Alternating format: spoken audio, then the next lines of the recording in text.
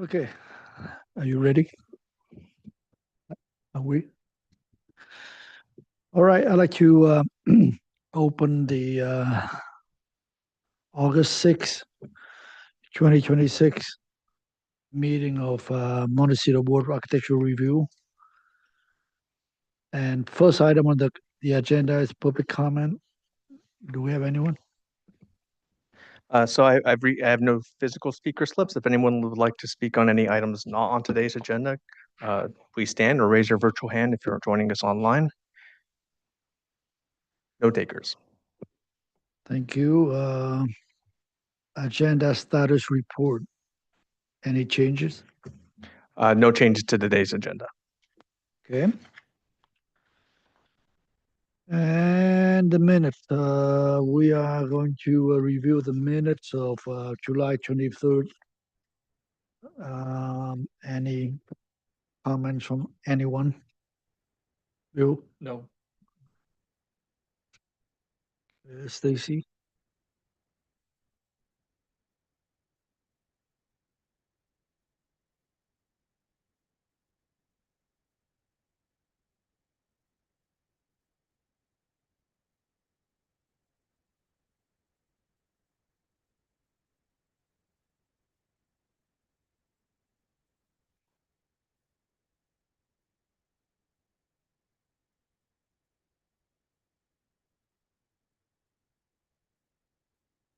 Yeah, I have an additional comment to the employee caretaker housing.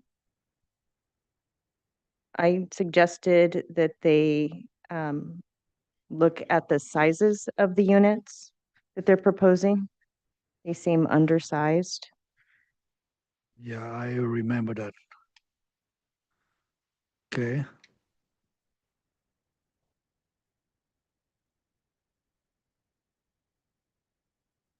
I can, but if you could just be mindful of that again, please. Thank you. Wait, Richard Gardner. That was my only one. That's it. Yeah, let's add that comment to the meeting. Thank you, I got it. Okay, so can I have a motion for approval? I'll move to approve the meeting minutes from, what was the date? July 23rd, 2026. And second that, With all in With favor? the additional comment. Oh, With sorry. that additional comment. Second by you, Mhm. Stacy. All those in favor? Aye. Aye, thank you.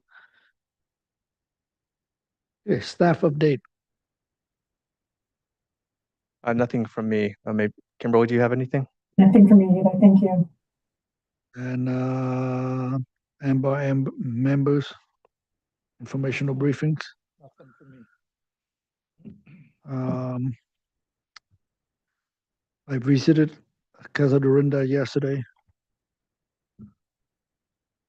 It's on the agenda today.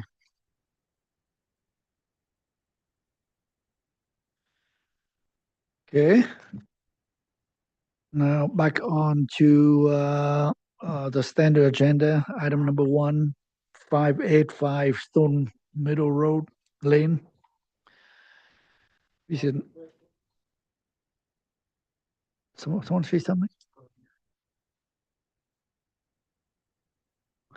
And your name for the record?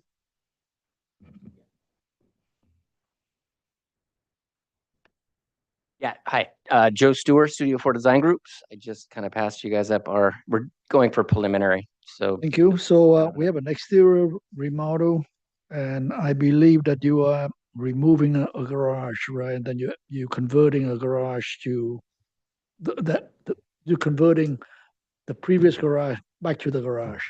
Correct. The original house had a 2-car garage.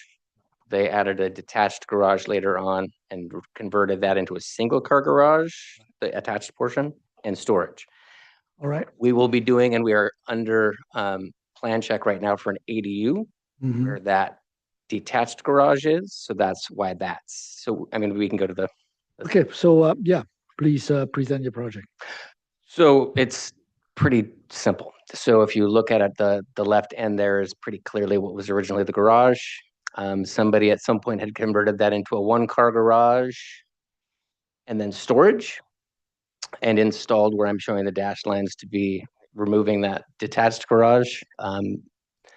We're doing that as part of this, but at the same time, concurrently, we are planning an ADU in that same spot where we're showing the garage to be. Okay, perhaps can we go back one step to where's the site? And the FAR? We were not required to do an FAR on this, according to the planner. Oh, really? Are you referring to an FAR study? He just means the FAR. FAR calculation. Calculation of the table that's required with the application. Okay. This is what's on the screen. So now 585, is it off Pikachu? Yes. Can you zoom? Yeah, can you zoom into yeah, that would be helpful.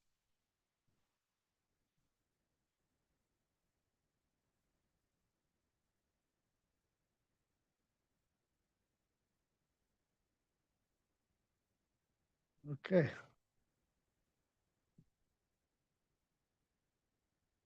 All right, thank you. Yeah, go ahead. Okay, so it would probably be better if we went back to the site plan.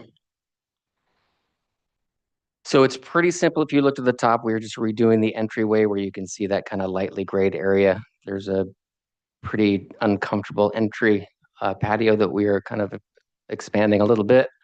We're doing the same for a patio on the back. We are, as you can see there, removing a bigger swimming pool that kind of just dominates the entire backyard. So they're going to take that out, put in a smaller, essentially plunge pool with jacuzzi. And then that all back there is landscaped as lawnscape. And they'd like to just kind of patch that up as they put the new pool in.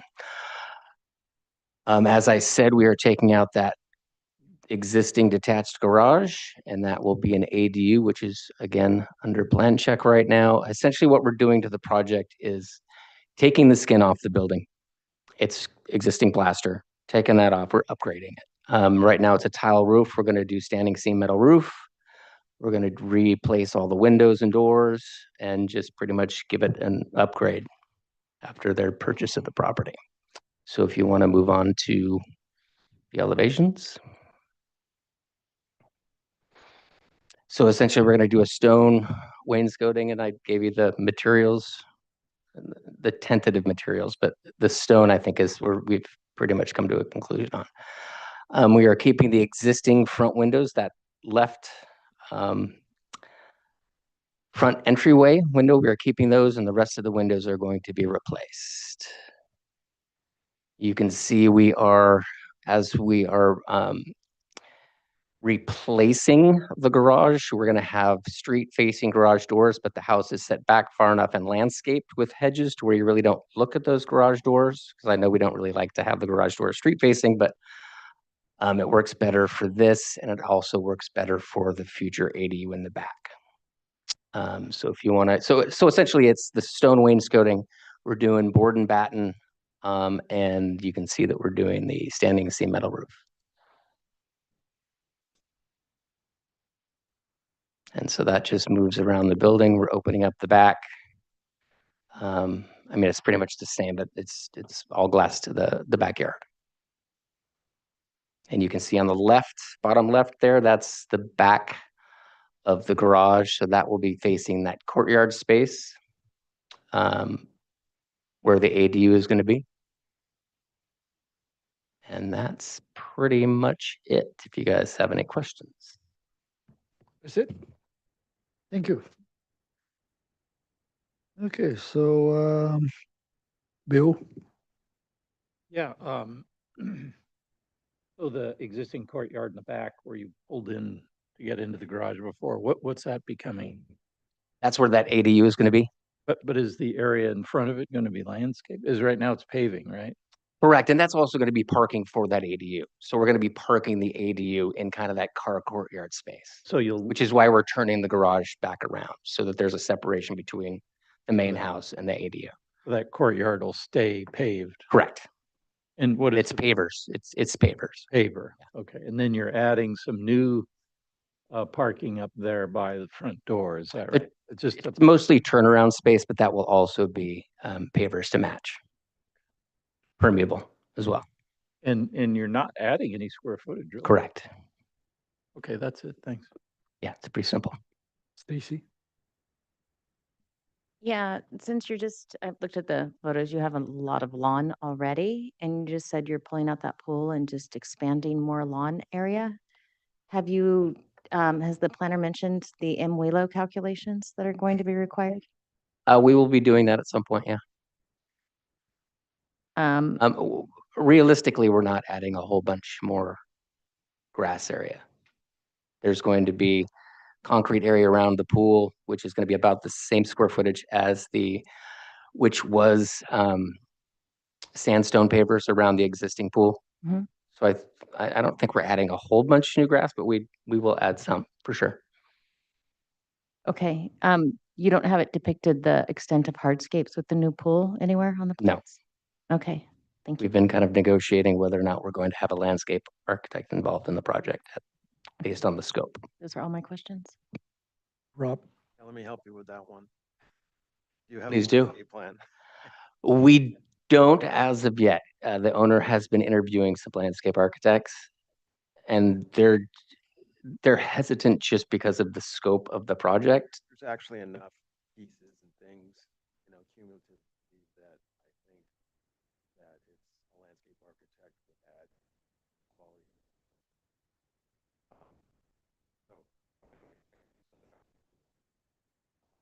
Question, I guess, is, can I look at the front elevation? Front door.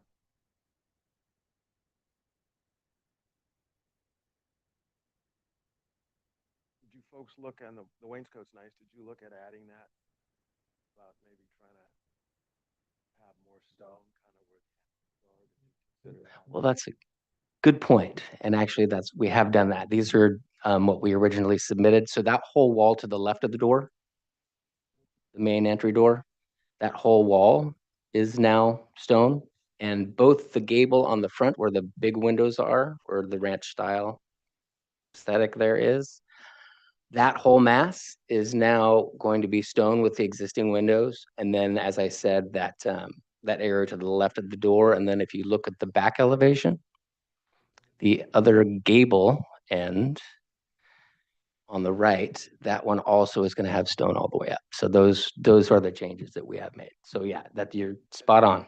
So Rob, I'm sorry, can you move closer to the mic? It's Sorry, yeah, and then did you, you had mentioned that you have existing pavers there. How old are those? I mean, are you able to, get kind of the same pavers that are gonna match? Or do you have a kind of a thought process on how to, incorporate and fill those areas in that need more pavers so that it doesn't have this kind of weird kind of old, weird kind of demarcation from old to new? Understood. Good question. I don't know how old the pavers are, but I can guarantee you that the pavers will match, whether we have to take the old ones out and put new ones in. Or maybe mix? I don't know that we'll be able to, you're saying like take some out of the existing and then mix in. Yeah, use some. of There's the a existing. lot of Okay. pavers there, but yeah, we trust me, they will. Okay. All right, those are my questions. Thank you. Okay, and I have no questions. So let's open public comments for item number 1. 585 Stone Meadow Lane. Do we have anyone? no request for this item. Okay, Mr. Chair, I ran some very Yes. quick AR calculations if you would like them. She ran some FAR. Oh. calcs. She wants to present them to us. Okay. Now? Sure. Yes. The Yeah, please. existing structure, and note with no residential additions, the existing structure is at 91%. When you include the future ADU that they've indicated they are going to be proposing, they reach 112% of the recommended FAR. So we'll be at 112.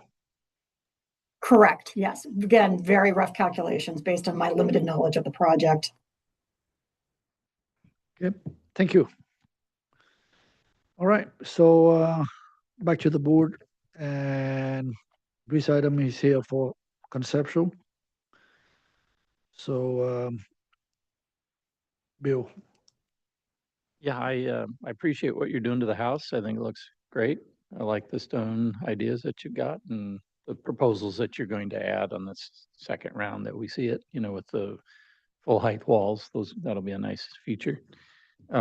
I would ask that if you can do whatever you can do to get a roof material that's non-reflective matte finish as you can. There are companies out there that do that. Mhm.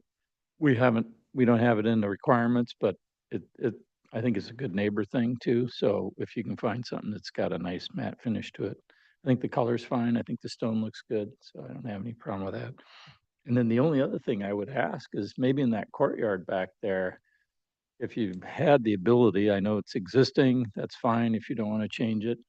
But if you get a little more planting up against the building there, it might look a little nicer is all. It just looks really stark and kind of hard in the photos here. There is planter, but it seems a little large and a lot of planting. So other than that, I think you're on the right track and I can support this for concept review. Agreed. Stacy, I'm kind of in the same direction. And Rob, I think the backyard, I think you do need a landscape plan for this because you are taking out a very large pool and hardscape and doing something smaller in its current state. I don't think that it would pass any MWELO calculations with the amount of lawn that's what I'm seeing in the photos. And also I think it would bring a lot more to the project to study that along with Bill Wolf's comments too on the back patio area. There was some way to add planting to it or break it up in some manner because it's very large. I think that would be helpful, as well as hardscape calculations, existing versus proposed. Uh, I think coming back with that as well would help the project. And then from the architectural sense, yeah, I appreciate the house. I think it's moving in the right direction. One comment I would maybe on the section on a 3.3, you're putting a stone, it looks like above, maybe a board and batten material there. I would suggest maybe just keeping it down on the lower portions of the house. It just always feels awkward to me when you put a stone above another material when there's no stone or hard below it. It just seems like it's floating in air. I'm not following. On the peak going up to the gable roof, how you're doing a stone infill there, a veneer Oh, above. that's in section, so that's above as you Okay, transition from the living room to the kitchen. It's just a way Oh. of tying the stone from the outside to inside. But yep, I get what you're saying. got it. Yeah. All right. Thank you. That's it. Rob, Yes, and I agree with all the Mhm. comments Bill caught that one with adding the landscape. I mean, you have that lower left picture you saw and it kind of works against you because it looks like like that lower left picture, that really kind of emphasizes how much paving that you have there. So there's your extra existing paving now that you can mix in. So that could work for you. And I just think the landscaping, just doing some kind of a concept landscape plan with where you're going, I think you're doing some really nice things in your project as a whole will look a lot. I think it'll finish it in a really nice way. The only other tiny thing, and this is a pet peeve with me on the front steps and on the front steps, the way those steps come to a corner, that's like a notorious trip step to me. The way you have the front steps kind of step down. Are you going to have a handrail there or something coming off that corner? Where it's the two steps. Where you step down and you have a corner, those are notorious trip steps. Just Can you go to the plan and are you talking about where it wraps around the front? yeah, where you L it. Yeah. Okay. That's that. So, and the same with the back. That's kind of a pet peeve of mine of like and I see this a lot where they have this continuous step going all the way through. And I think that if you kind of have a concentrate kind of your stepping transitions in some meaningful spot, and then those other areas just have those be part of the patio. I think it functions better. Um, it takes away the confusion of circulation. And so anyways, but overall, I think I like where you're going and you guys are doing a nice job. So thank you. Yeah, so I think we can live with 112 FAR, if that's the case. So perhaps if you can look at that, check with the planner, and make sure that it's within that ballpark, 110, 111, 112. But however, if it comes up to 120, 125, then we have to address that issue. So we just don't have the information now from you, so just from the planner. And secondly, seems like because you're removing a garage, right? So you're changing the paving, right? So the paving, you take it off, take away from the existing garage, and that will be an ADU. And are we asking for landscape plan? Okay. So I think we can, you want this item to come back on consent? I'd be fine with Is that. it okay with you? Yeah, I think that's probably mine. We just want to have an idea of where the landscaping, the driveway, and how much paving. Are they here for preliminary approval? Yeah, so we like to come back on consent for preliminary and final approval, if you can get all the drawings together. And yeah, make sure you have this in your drawings. Yeah. Yeah, and call out the material for the roofing, and you have no site lighting. If we were to put together a landscape set for sure. Yeah, I mean like a building, sconces and things like Yep. that. I will have, yep. Yeah, so if you have my everything, lighting sheet, yeah, for that. details of the stone details, the door and windows and the roof details, and if you have all that, then you probably most likely will get a final. Great. Thank you. Thank you. Okay, so now we are on to item number 2, 510 McLean Lane is in Burnham.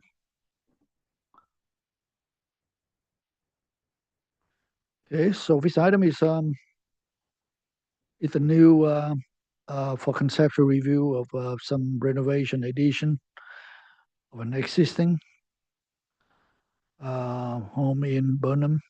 And I assume that you went through Burnham, Yes, yeah. and did you get a letter from Burnham? Yeah, that's on the second page. Okay, and my assumption is they like it. Yeah, sorry, it should have appeared there. I sent it to our planner, but yes, it was in support. Okay, it's an interesting project because this is actually it was my first project when I moved to Santa Barbara in the 80s. The good news, still standing. They still look great. Okay, so your name for the record? Sure, it's Christopher Richards with Wade Wiseman Architecture. And I'm Wade Weissman. Thank you, and yeah, so you can walk us through. Yeah, so our clients recently purchased this property. It's been kind of not updated, I guess, since you've worked on it, Tip. But it's fantastic location. It's on 2 1/8 of an acre in Burnham Wood. It's roughly a 5,000 square foot house, but the programming of it is set up in kind of an odd way. It's a 5,000 square foot 1-bed house. So our owners are looking at modernizing it, one for them. They have a daughter, so they're looking at building a bedroom for her, and then kind of changing the character of the house from kind of a somewhat undefined plaster and concrete tile roof to more of a coastal cottage sort of look. Through doing that, we're going to essentially change all the exterior siding and roofing, update the landscape and entry plan because it's kind of got an undefined entry, and then add a pool and a little bit of kind of outdoor cleanup. So with that, I guess we'll go to the next page. So our project data, we are at 80% FAR with the added 220 square feet that we're looking at adding to the house. The house is 4,700 square feet or 4,800 square feet-ish with an 800 square foot garage attached and then a detached guest house, which will also be updating the exterior of to match the new main house. So as part of the additional scope of work, as we'll kind of look and see, we'll also be relocating the generator. Right now, it's in an enclosure in the front yard setback, so we're going to pull that off of that sort of entry. So you can kind of see it here in this site survey. But I guess going to the existing photos on page 3, if we could.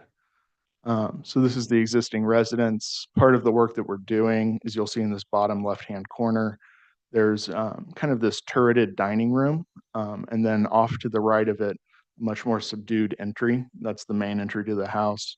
What we're looking to do is, one, take down that sort of taller structure, which is above the 20-foot max height within Burnham Wood, and give that sort of emphasis to the new entry, which we're going to be pocketing into that corner of the space.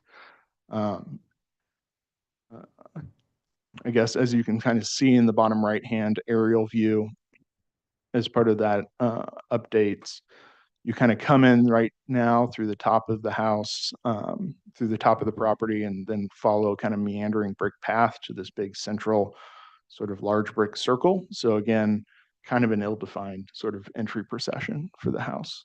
So I think we can skip the neighborhood context photos, as you're familiar with Burnham Wood. It's quite eclectic in terms of the housing type and stock. If we can go ahead and go to the 8th page. Yeah, so the site survey, here we are. So you see the main house there on the right, the guest house in the bottom left. Immediately kind of below us is the golf course, where we have a large easement that runs across the 9th hole. And then to the left across the street is the main clubhouse. So it's a great location for us, and something that our clients are excited about. In the middle between the two structures, you can see that there's 3 large oak trees. We're going to be protecting and preserving those and using them as kind of a central sort of focus point for a new sort of courtyard themed residence. Wrapping around that right-of-way setback, we have a 6-foot plaster privacy wall that screens the entire property. We're looking at modifying and adjusting that as part of our proposed site scope of work. So with that, we can go ahead to the next sheet. So this showcases, sorry, a lot of our precedent imagery for what we're proposing. Again, that stone-clad siding, we're going to be doing a kind of a warm slate roofing material over everything, and then a mix of wood and steel windows, steel for those sort of really large, important points within the house. And then an example of kind of the exterior light fixtures we're going to be using. It's a Paul Ferrante fixture, and we're going to just be custom making them so they're dark sky compliant. If we could go to sheet 11.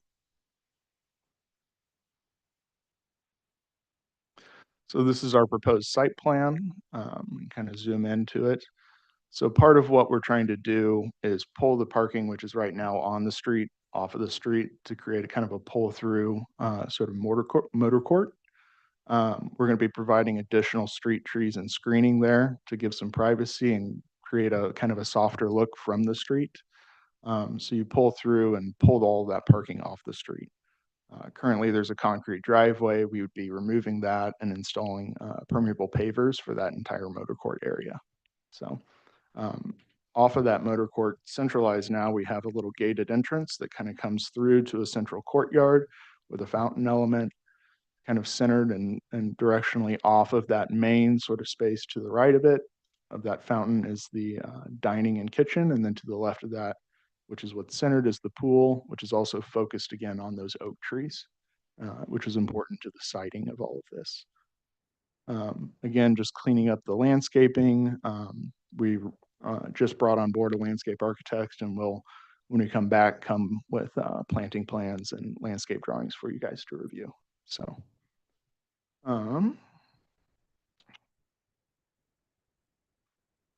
so again, a much more inward focused sort of layout for the house. We could go to sheet 13.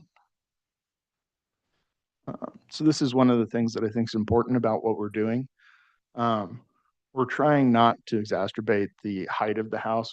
There's portions of this house right now that are over the 20 feet max height.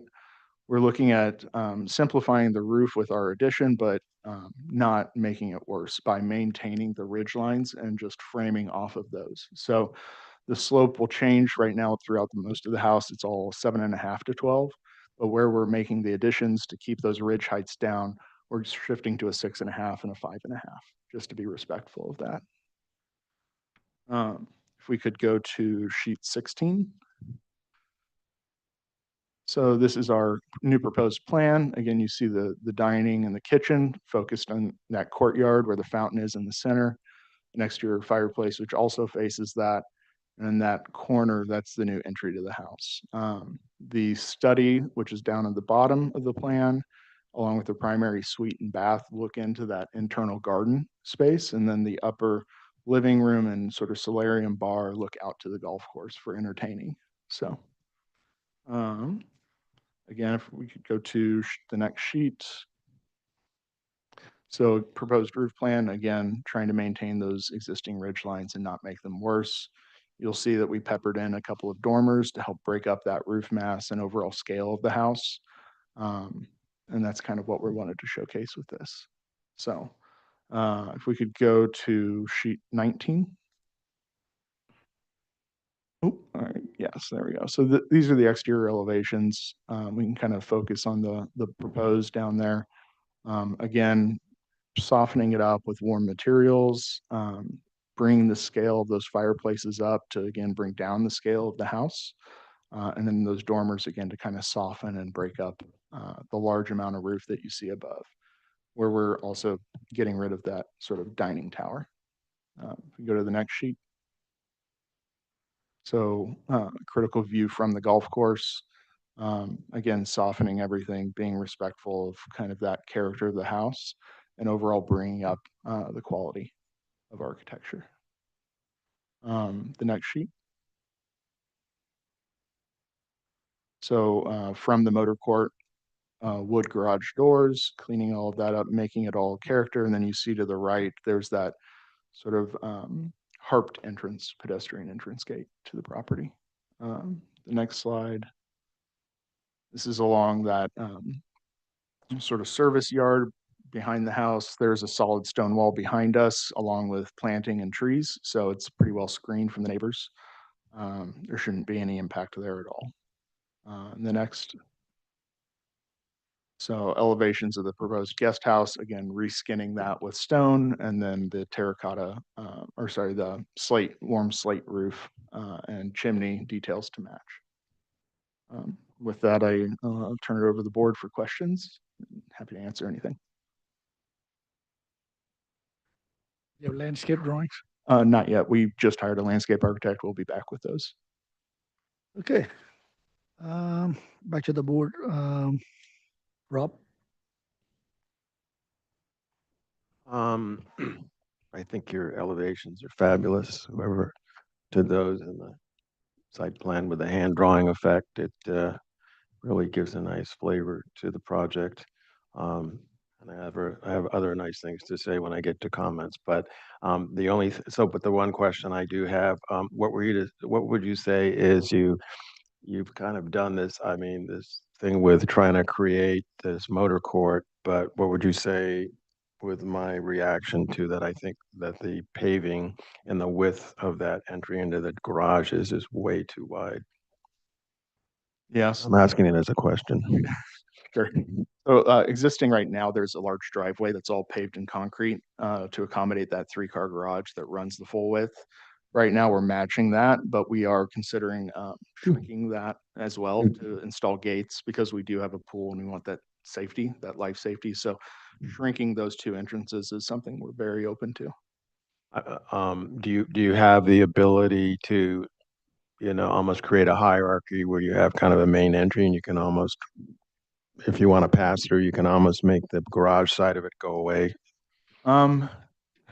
Yes, we'd like to maintain the pull-through parking if we can, and then simply to get out of the garage, having enough space so you're not backing into a gate. But yeah. Okay, that's my question for now. Thanks. Stacy? Rob had my questions. It has to do with the motor court and how it functions on the site at this point, so. Bill?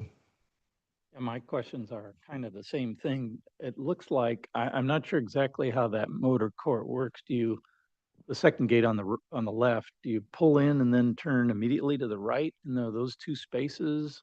So, How does that actually work? yeah, if we could zoom into that a little bit, that'd be 'Cause helpful. it looks like there wouldn't, if you drove straight in, you'd be blocking the path. Oop. And if you drove to the Sorry if we got, right, sorry, yeah, up to that. it looks, I'm not sure exactly how that works and Sure. maneuvering. So the intent was where you see that keynote and the entry on the left, that would be your pulling in sort of space. You would be then pulling through and exiting out by the garage, and then the that sort of appendage off to the left of that main entry, that would be for off-street parking. At least that was the intent. So this number 7 there. is that Correct. Yeah, that would you be for pull two spaces of pull in off-street. there, Yeah. okay, but the rest of it is really to kind of pull around. Just to kind of move through. Yeah. Yeah, okay. And what's the material of that driveway? It's We were going to do a permeable paver. paver That, now, yeah. okay.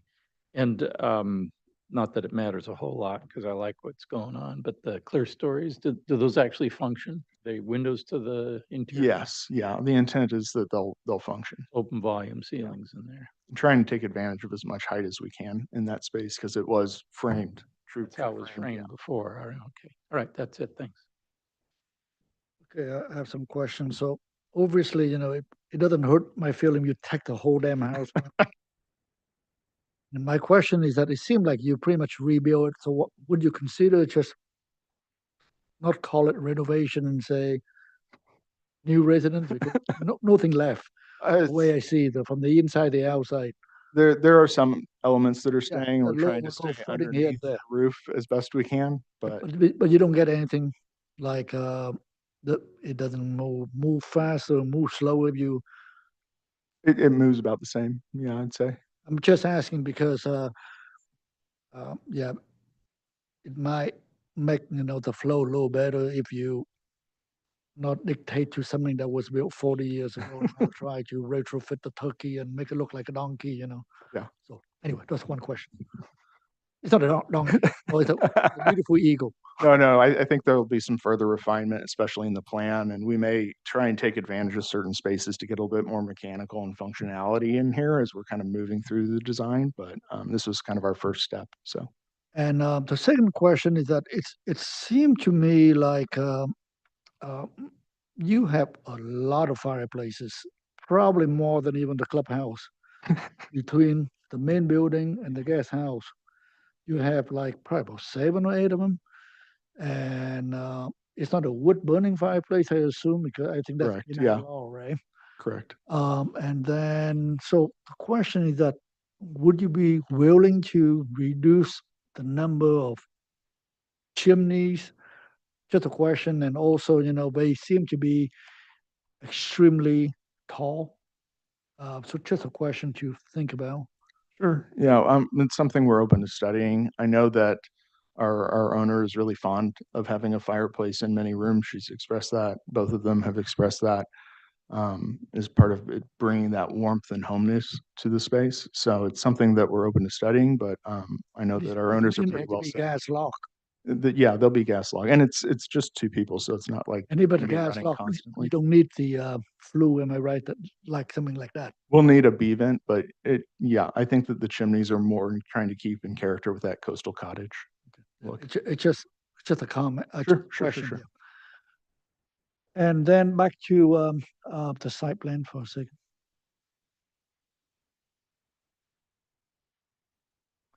Now, this is in line with the questions that were asked from the other board members.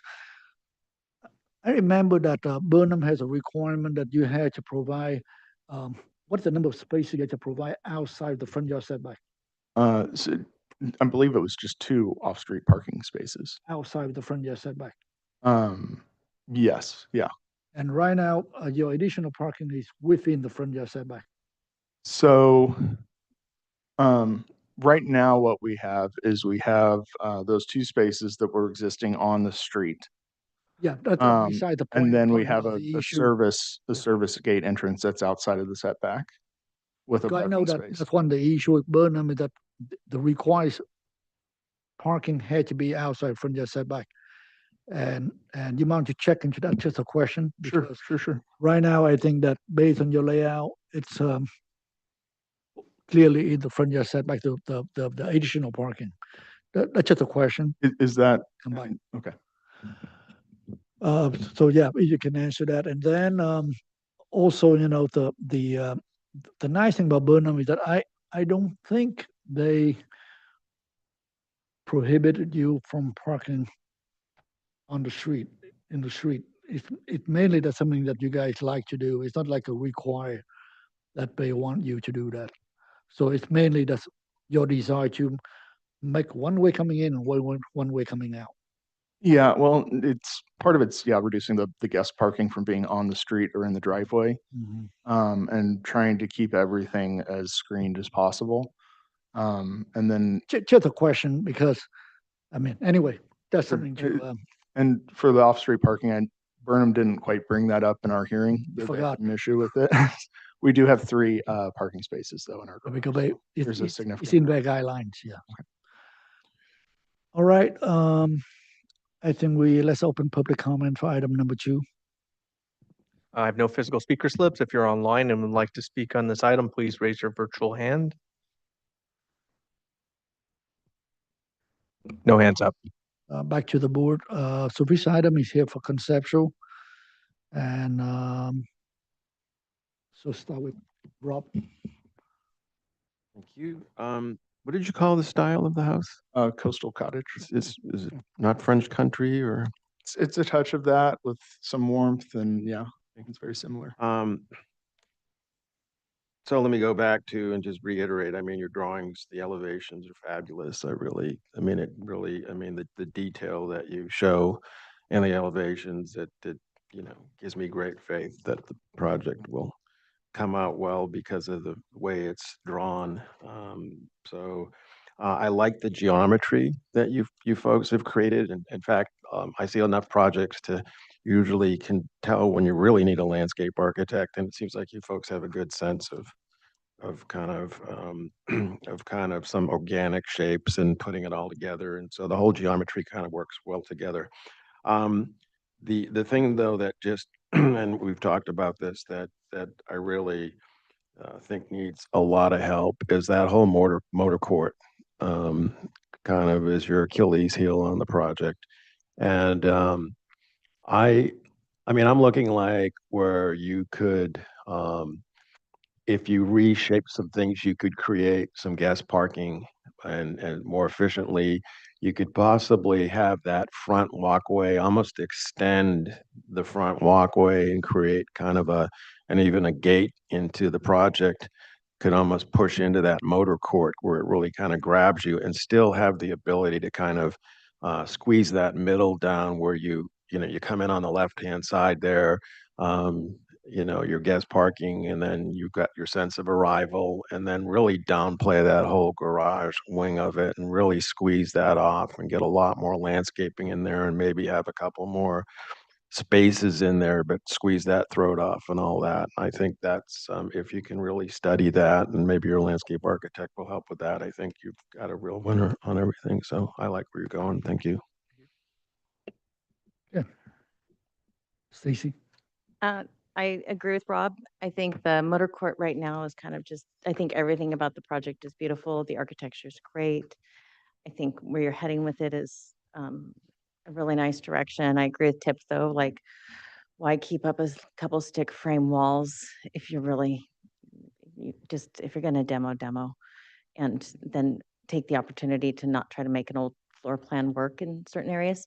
But I do see like the sense of arrival is sideways with the way the motor court is positioned now. It just feels like you're coming sideways into the house and there's no real sense of where the frontage is from that. And I think you have an opportunity because you have no oak trees, it looks like, in the front of the house between the pool and that fountain hardscape and then that sideline motor court to maybe pull it in and have the arrival to the garages be separate than, for instance, than the arrival to the guest parking and a real motor court that sort of echoes more of the house and embraces it, you can still keep everything shielded. I think that you have room to manipulate it to get it there. And I just say that's the challenge for your landscape architect. Bill? Yeah, I completely agree with the other two board members. The architecture of the house looks great, looks beautiful. It's going to be really nice. And I think the last piece that I think needs work is that courtyard and figuring out how you're maneuvering cars, where they're parking, how pulling through. I like Rob's idea of narrowing that secondary or primary, whichever it is, the one in front of the garage, narrowing that down and getting more landscaping in there and just kind of softening that whole thing from the road. So Yeah. you don't see a lot of it. So the rest of it looks great. No problems with it. Yeah, so back to one of my earlier comments about the, you know, obviously I think the design is very beautiful. And sometimes, you look at the beautiful sketches and you hope it will look like that when it's built. And that's always a problem in life. And you say, what the hell is this? And that's when, we get in trouble and you get in trouble. But it's beautiful. We like the material. We like everything. So back to the question I had, the first one about, it's so beautiful now. Why you stuck with what you have? And that had to do with the layout of the site. And I know that you do a project, the client dictates a lot of things, we say, keep the house, remodel it, then you do it that way. But because of the layout, if you start from scratch today, you probably wouldn't put the pool in the front yard and put the house in the back. Just because it's a very noisy corner, that's where the traffic coming out Burnham. And also, I think the south is facing bottom the page, and the north is north the page. And if someone tear the house down, you probably have a beautiful house coming in the front, and then the back you have secluded and all that kind of thing. But anyway, but it's a brand new project the way we see it, which is fine. That's why I think the entrance is a little bit problematic, the way you have it now. Before with the 3 cars, it doesn't look that great.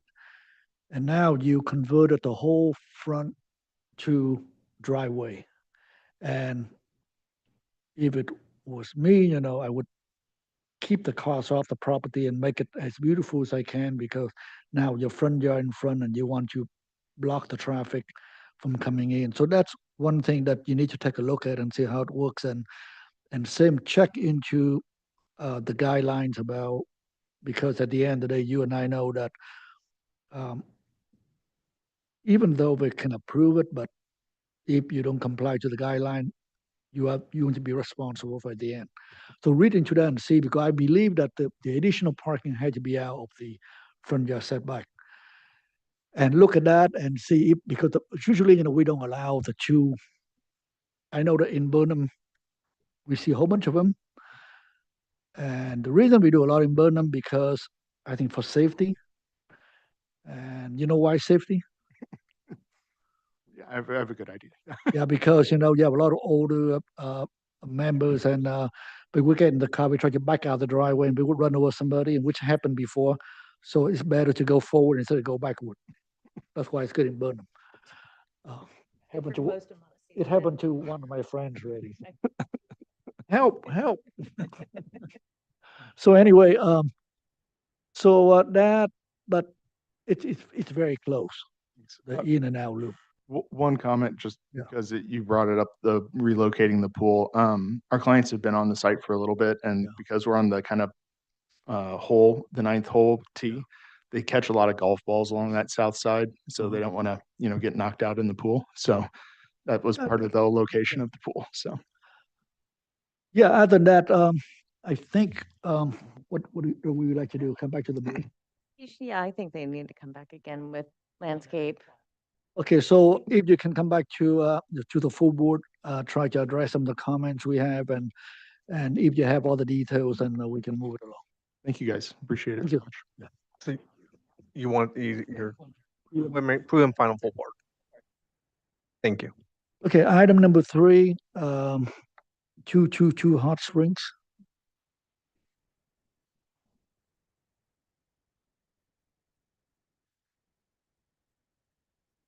And this item was here previously on July 9, 26, and we had several comments. Number one, to study the FAR.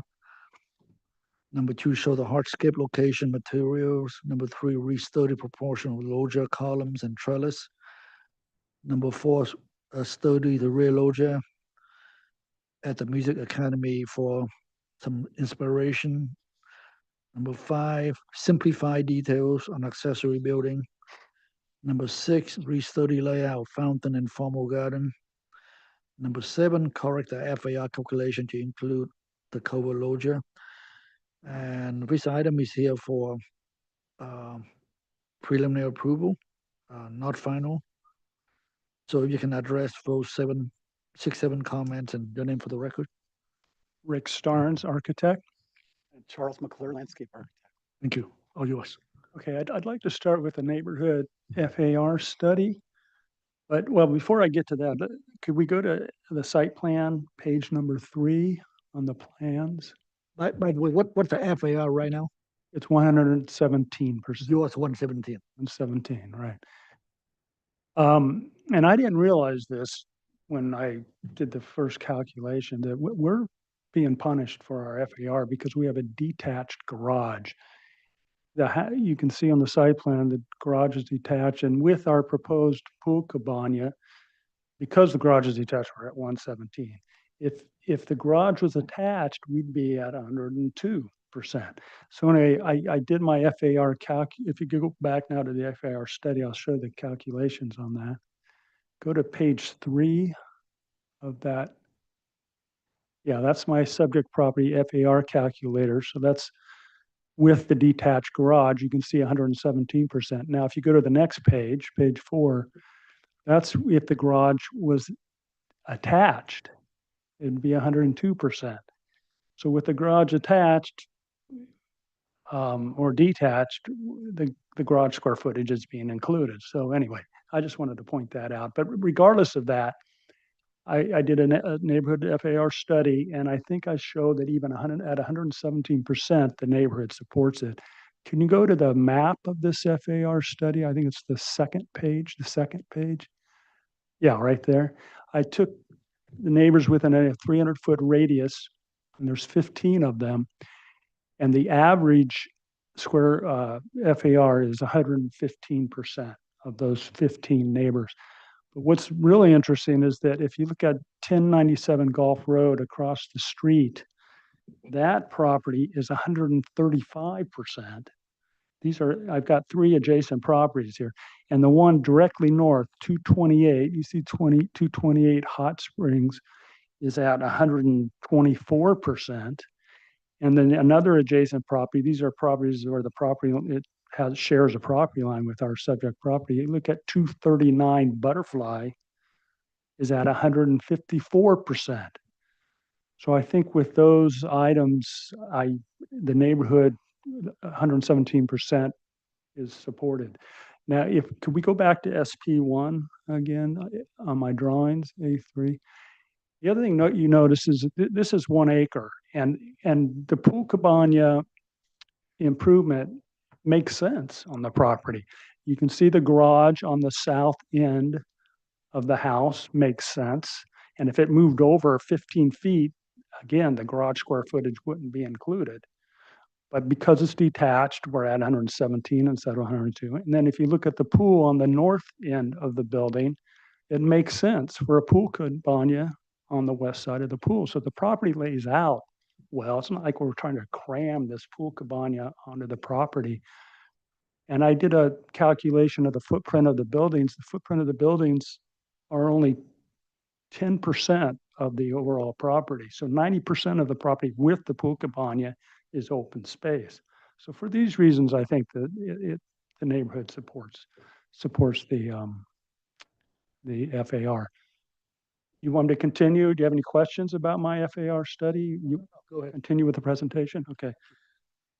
Next thing I'd like to go to is my Music Academy of the West inspiration file.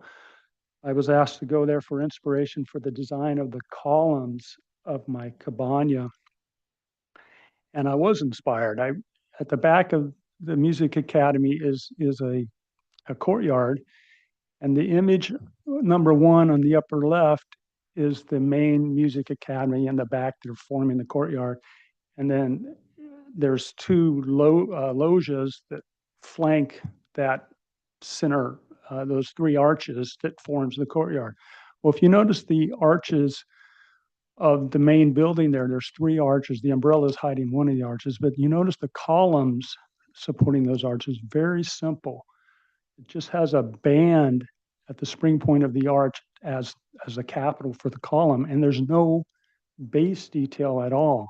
And that carries on over to the loggia on image number 2. You can see those columns are matching, and the arches are matching the arches and columns on the building. Just very simple, square, just a band for a capital and no base. Well, if we go to my page, SP1, it's sheet number 3 on my drawings. Sheet number 3, I'm sorry.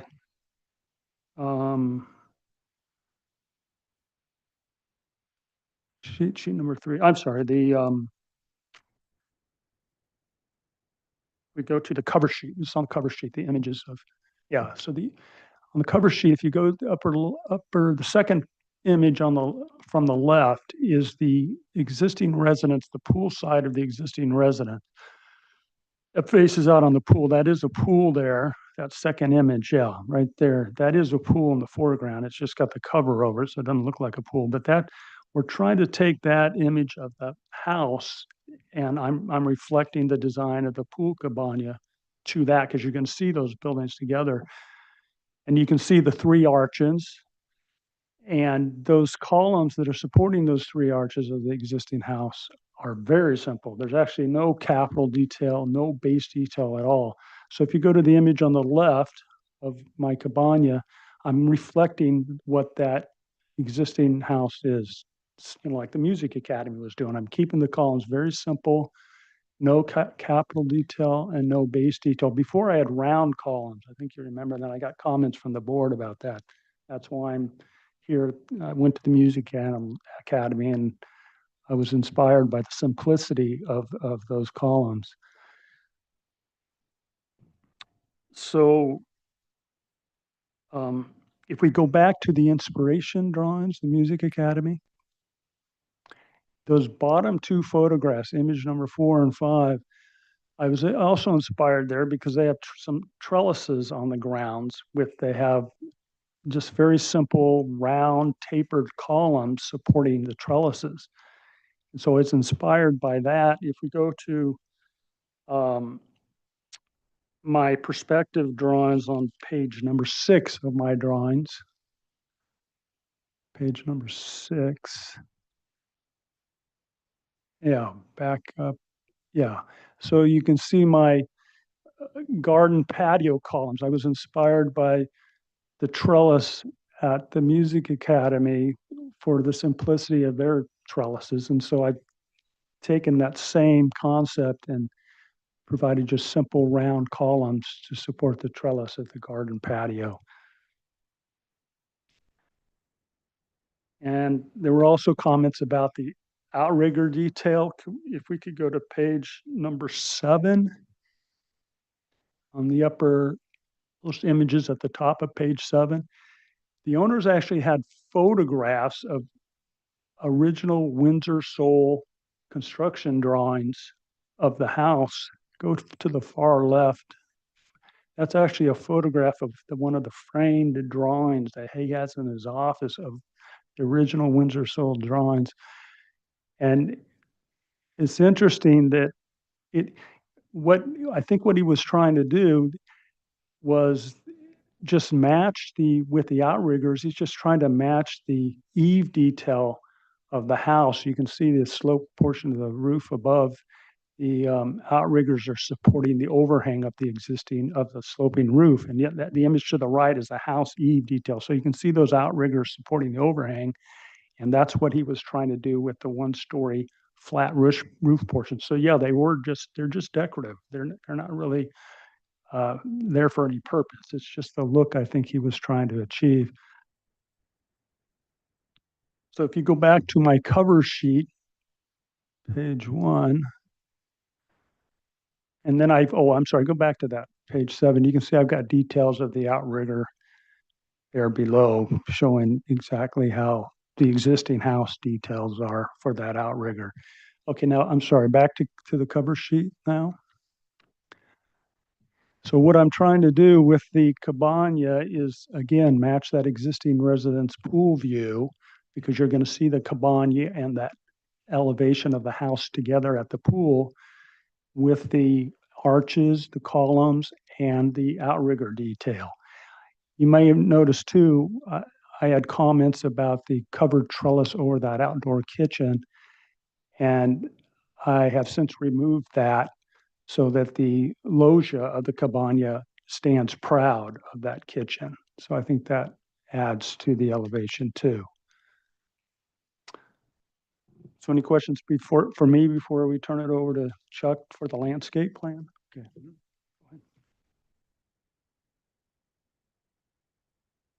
Your pages are on the Oh, yeah, it should be. the last pages, landscape plans on the last 5 pages, I think. Yeah. So there's a lot of opportunity for axes. So if you take the center line of the pool right through the cabana, then there's an axial thing with a fountain and a terminating bench, and then in the north-south direction, we have a walk from those 2 existing motor court parking spaces. There's an opportunity for an axis that bisects or intersects with the fountain. And in each of those terminations, there's a concrete bench and a little sitting area. And then there's a few more hedge plants to really separate the motor court from this new people space. And then we're rebuilding the pool equipment with a masonry wall. That's at the upper left, that rectangle. And then it's mostly a vegetable garden. And we've had a lot of trouble because there's very little proposed planting. And it's mostly vegetable, and for the wheelo to work out, it's hard to just add a vegetable garden to a residence and get the wheelo to work. So we had to twist and push and pull, and then you can go to the next sheet. We have our oak tree protection stuff, just a gravel walk, and then I'm working on the fountain. That's it. Thank you. Stacy? Oh, that's the planting. Sorry, there is a 3rd sheet. Chuck, did you think about running the whole site through an MWELO calculation and getting an overall? Well, no, In order to I get just it took to- the new, the proposed planting. Mhm. I didn't know that there's an opportunity to rope the whole site in. Yeah, just do the whole site, I didn't know that. and then we'll know where you're at. Is that so? Why? Yeah.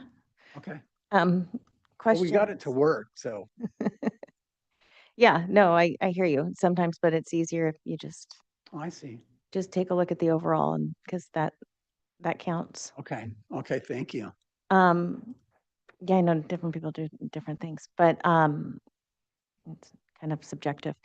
Looking at the plans, I like that you went to the Music Academy for inspiration. Questions I have though about the Music Academy, when I look at their building and then I look at what you have existing and then proposed, is you have a lot of eyebrow trellises. Did you think, and we used to use eyebrow trellises, the intent was to have a vine running on them over the windows, but we're not allowed to put vines against houses any longer because of high fire zone. Did you maybe explore removing some of the eyebrow trellises around the existing residence and the proposed cabana Yeah. to make it a little bit more reflective of the Music Academies? Well, the intention is to match the details of the existing home, and the existing Yeah. home has those, and it's a Windsor Soul home. We want to be careful Yeah. what we do. It was not intended as a trellis. Those eyebrows, those outriggers, was not intended as trellises. He was trying to match the eave of the sloping roofs, Yeah, the outrigger of those. I hear that. So, and I'm just doing the same Hmm. on the cabana, matching that detail to reflect the house. Did you maybe consider not doing that and having it maybe pair away and not be an exact replica? Well, that it isn't an exact replica because Okay. the house does not have a loggia for one thing. So Okay. the loggia itself is separated from the house. But I think I feel that it helps tie it to the house Okay. more than I think I want to, because you will see the two buildings together, from the pool. Okay. That's my feeling. Th- th- Bill? Yeah, it's not kind of a minor thing, but on that north perspective there that you have, that door that leads into the bathroom there doesn't align. What's the height of that door in relation to what's the height of that? The head? Yeah, that's really it's a bathroom door. Yeah. Door and going into the bathroom, and it's Backside. going to be solid versus the other doors are glass. Mm. So it's 8 feet. foot? It's 8 feet. 8 foot and the others are 9. Yeah, yes. Okay. All right, that's it. Thanks. Rob? With that question of Bill's, is there another way to incorporate to get into the bathroom, or I'm not looking at the site plan, so is there another way to get in there? That's the only Only access on that side? Okay, yeah, because the outdoor kitchen is on. okay. the side. If I looked at the plan, that might have been obvious, but anyways, so did you consider rather than, and I appreciate the fact that at least the support posts for the trellis have a lot more beef to them. Did you consider just um, using masonry and kind of grabbing just matching the other kind of columns and then letting that be the support of the trellis on that side? You mean making them square like the other just- ones? Yeah, just have it masonry, be Well, those round masonry ones are. columns rather Oh. than being a wood. No, they're not wood. Those round ones will match the stucco, the plaster of the house. Okay, well then, yeah, so to just match the ones on the right-hand side and then have the trellis covering, so it becomes kind of, did you consider that, I guess? I thought the round with the vines growing on was more organic. I just felt the vine would grow better on the round. And the Music Academy of the West, that's exactly what they were doing too, is having the vines grow over that on top of the trellis. So I just thought it was more natural, more organic. Okay. Okay, and I have no questions. So back to, let's open public comments for item number 3. 222 Hot Springs. Do we have anyone? No speaker slips. If anyone online would like to speak on this item, go ahead and raise your virtual hand now. No hands. Okay, back to the board, and this item is here for preliminary approval. So Stacy. Yeah, I think some of it is just style preferences. I think what Rob was trying to get at was the proportion of the columns and how they relate to the proportions of the columns on the arches. And possibly matching those proportions because they look a little undersized and underwhelming compared to the others on the colonnade that you have instead, but maybe beefing those out proportionally because they read like the proportion of a wood post as opposed to the proportion of a masonry column is my comment. I would consider restudying that. A comment on that? Because we got the same comment the last time. Can I make a comment? Okay, what was the comment last? Well, this is a garden patio. It's a Mhm. separate type of patio from the other side. Mhm. And we're gonna have vines growing over it. So I don't feel it has to be massive to match the other one because it's a completely different type of column and patio. Okay, then I would suggest going with a wood post then, because this has the proportions of a wood post. Well, that's what I had last time and Okay, well, I think it's, yeah. all right. Also, too, we're not allowed to do vines any longer on on a pergola that's adjacent to that's attached to a structure on an arbor. And fire doesn't allow it any longer. So something to keep in mind. Is that a county thing or is that an insurance company? That's a California but specifically Santa Barbara County as well. No more vegetation that grows up tall against the houses, no added vegetation for a pergola. I know because I've been told to take it off. And also insurance won't insure you. And I do think maybe reconsidering the eyebrow chalices and not applying them as they are on that main house. I really do like the study with the Music Academy. And when I look at it and I see that and its references to this project, I think that's the one difference where I think it could be a little better. And I would suggest studying that as well. That's it. Bill? Yeah, I appreciate you kind of making some of the adjustments that we asked for. I like what you've got. That west perspective, I know we've been kind of hammering on those columns. The diameter looks a little spindly. It may work fine. I'm not gonna make that a criteria, certainly. I think everything looks fine. There might be some height things with the glass that might need adjustment. I'm fine the way you have it, it just seems like maybe the glass on the steel sash, tucking up against the frame there, is that a little too Bill? tight? Oh, actually, I forgot to mention, this item is here for preliminary approval, so if we can, I assume that we will make the approval. So if we can narrow that to some comments that perhaps they can. Yeah. Use. Yeah, I'm fine with the way you have it. I think if you feel compelled to study some of the heights of the glass, and the widths of the columns a little more, if you're comfortable with it, I'm fine with the way you have it. So I appreciate the work you've done. Thank you. far. So, thanks. Rob? I mean, I generally agree with what both the other members said. My only reaction to it, and again, I'm not, it's not as big of a deal where I wouldn't support what you're doing or wouldn't vote against it. But when I look at the south elevation, it feels like it's two separate structures. And so that's where I guess I was going with where I thought having those masonry columns kind of support the trellis. So you kind of have this hierarchy where you have the mass of the building in the middle, and then on the right, it's a little lighter, and on the left, it's even lighter, but it all feels like it's one kind of structure to me and all incorporated. So that's what I'm not seeing, and that's why I reacted to it. But with that said, if this is what you want to do and you feel good about it, then I'll support you. So Okay, so I think we'll make a motion for preliminary approval. So before one of you make the motion, do we have any um, item that you want to be included in the motion? If you are fine with, of course, improvement might be better, but if you're okay with the way, then, we need to just make the preliminary approval as submitted. And then I'm fine with it. Okay. Those are just Anything, suggestions. Bill?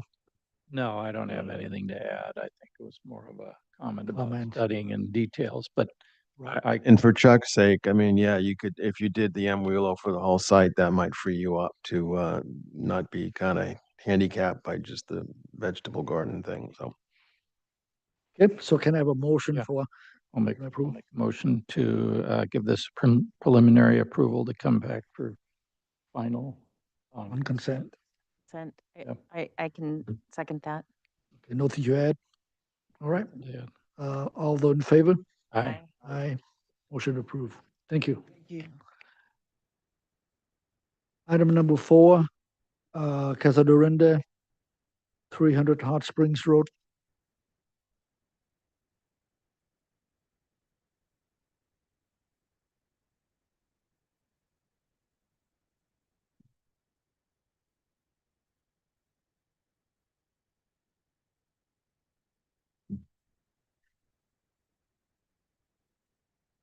Okay, so this is a new item.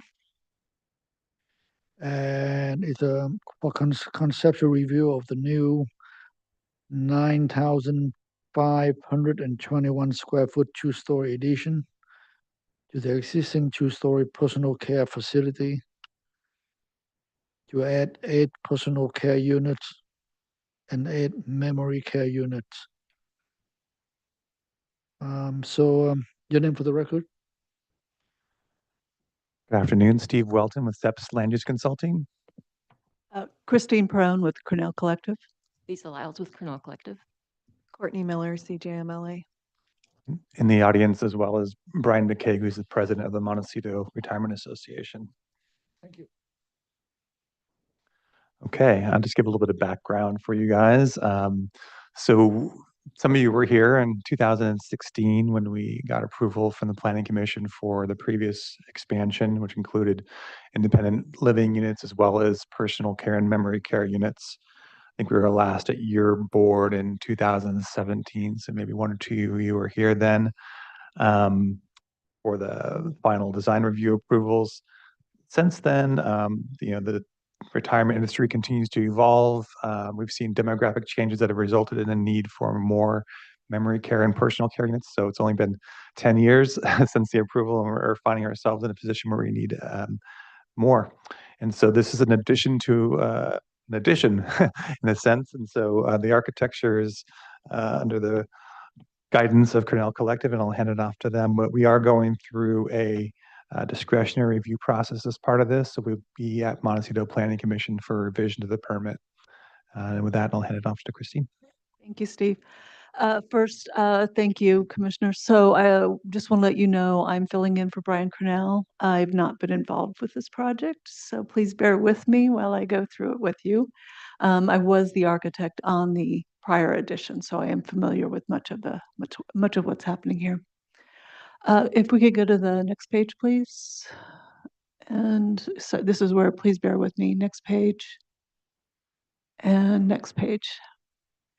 I'm going to back to these. I want to go to the next page and kind of go through. So overall, this is the campus of Casa Dorinda. Hot Springs Road there is, of course, there on the left. And you can see the addition that we're considering today is deeply internal to the site. So if we could go to next page, please. So what's being proposed on the left in the pale is, thank you for zooming in, the original edition, and down, thank you, perfect, thank you. And then the addition is in the darker tone. And what's happening here is there's an existing enclosure for a trash compactor that will be relocated page down to what is the existing waste structures. And that makes room for the proposed addition. And then if we can scroll back up, please.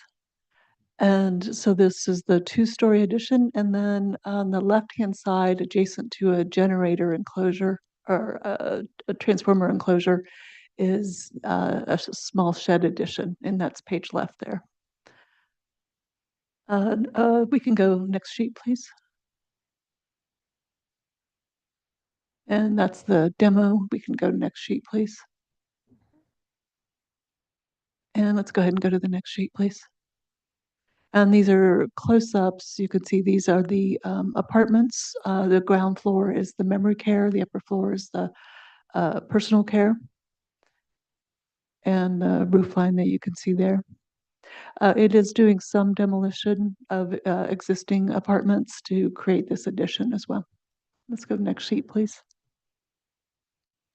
Let's go back to the images. I'm sorry, back to the photos so that I just want to give you a site context. I think it's, yeah, perfect. So upper left, or I'm sorry, upper right is the entry to this personal care, memory care building. Mid upper is the fence of the outdoor garden space for the memory care. And then as you go to the next photo there, it's moving down the road there. And then the mid photos are more the area that's going to be where the addition is going and shows kind of the existing tree context. And then the bottom row is the trash compactor and the location of the existing waste facilities. Thank you. So if we could skip back, please. So here are the elevations that show the addition. It will be matching doors, windows, plaster, eave details. Those are fairly deep eaves, if I remember right. I think they were 30 inches, 36 inches with wood rafters, expressed rafters. So it'll match the existing building with the addition. And let's go ahead and go. And then I'm sorry, on the lower right is the proposed light fixture, and was designed for the original expansion at Casa Dorinda, and we'll be using that same design here. Next sheet, please. And next sheet, please. Sections if you want it. Those are the elevations, just showing it's a fairly straightforward addition of the waste compactor to what are existing plaster site walls. It'll have a column detail that we'll get into a little bit more, but you can kind of see what that's looking like on the upper sheet there. And then the small shed addition is a lower sheet. And it's a simple structure, kind of consistent with its use. Next sheet, please. And so here are the renderings. So this is coming into the towards the addition. So you see on the upper left the existing condition, and then to the right of it is you see the shed on the left, and then the new personal care, memory care expansion. And I think there's some opportunity with that large window. That's a stairwell, and I think we'll be studying that more to make that a kind of a special moment, especially as it's such a nice prominent view from this drive-in. And then the lower images are turning more into the area that was kind of a large grassy area. And it shows again, you can see the stairwell and the addition on the right-hand side. Let's go ahead and go to the next sheet, please. And then the upper views, again, are kind of turning a little bit more the corner of that last view, so you can kind of get a better idea of what's happening. What you see on the right hand of that upper image is the addition, and on the left is existing. And then the lower image is looking back, and that's that fence area. That's the memory care garden. And this, when I was looking at this, reviewing it with Lisa, I realized there's an opportunity, I think, to do a plane break. It's kind of hard. If we zoom in on that image, please.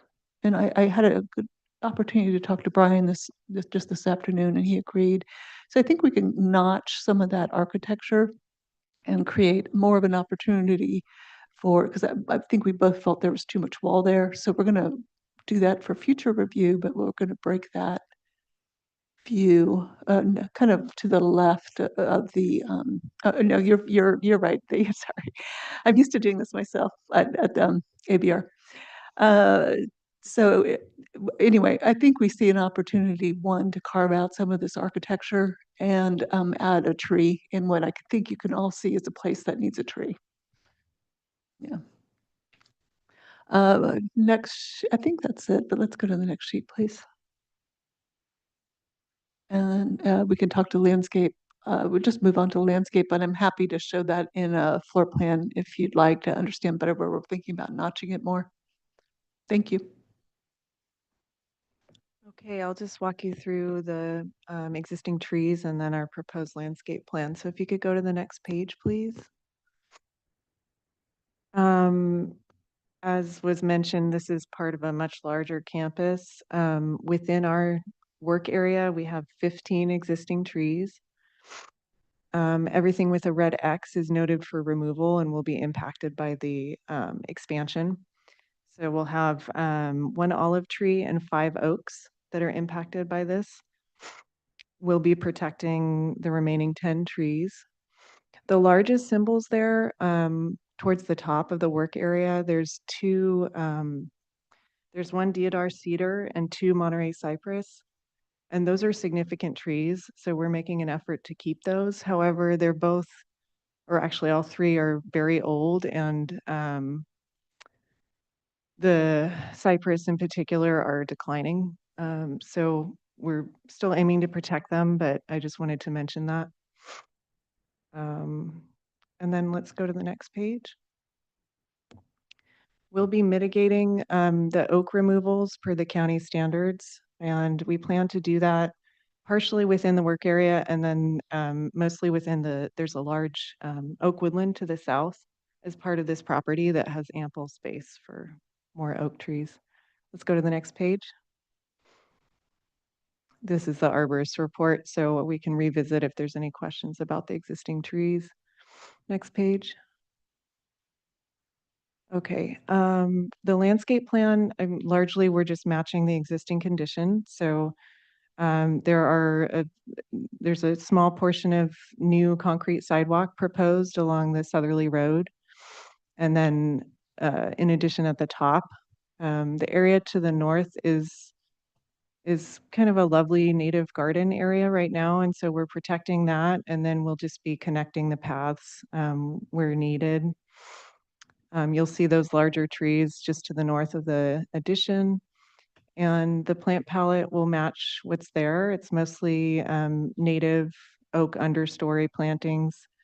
We wanted to add some fragrant plants and things that are flowering, given the use and the residents. And then just to the, what is that, west of the building or the expansion, we're proposing 1 new oak tree, 36-inch box. And to the south, we're hoping we can squeeze an olive tree in along that road. As you know, we're limited by the new fire code standards, so we're making an effort to, address softening of the building where we can, but within the limits of those new code requirements. So there is some existing path lighting we'll be matching. There's an image of the fixture there on the middle left of the page. And I believe that concludes my part of the presentation. I don't know if there's anything else to add. Look forward to your comments. Yeah, I think that concludes it. Yeah, thank you.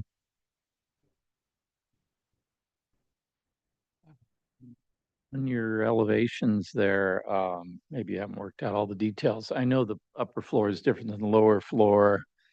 Is there ways to kind of work out alignments of windows and so that they kind of relate a little better, maybe not necessarily stacking, but so that they I, just I'm feel sure there a are. little I less random. I Yeah. Yeah. I agree. Yeah. Uh, um, I like the idea you mentioned about the planes. And are you talking about shifting? If we can go to a floor plan, please, I'll try to point you to where I just zoom into one that's close, like where it says storage. Mhm. I I think right now it's just an angle in the plane, and I think Mhm. we could push that wall back even a couple feet, Mhm. and I think that will really make a difference on that A little elevation. break there. Yeah. Is there any way to shift any of the blocks to again, they don't stack, so it'd probably be difficult to do that, but any ways to undulate any of the facade there along that? What's the length of that one new addition there with the 4 units on the lower level? It's about 50 feet. Okay. Uh, if you're saying like doing some ins and outs, when I think about like if you look at the existing and there's the 4 units that line up, and I think this building was always designed with a kind of a simplicity and a quietness. Mhm. So it's something worth looking at. I don't know if it's necessary. Yeah. Okay. All right. That's all. Thanks. Is this new building, is this kind of what you see as you drive in, or what is the first thing? I'm not familiar with Of course. Casner, so. Oh, of course. It is not, it's really deeply internal to the whole property. Okay.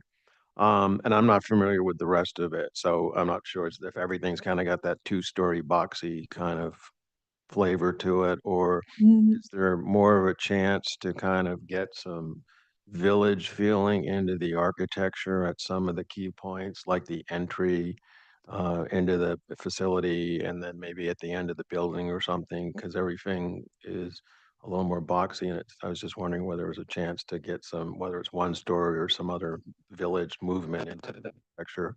I, I think, well, one, the program is, of course, and it's very important to them to get as many, Of course.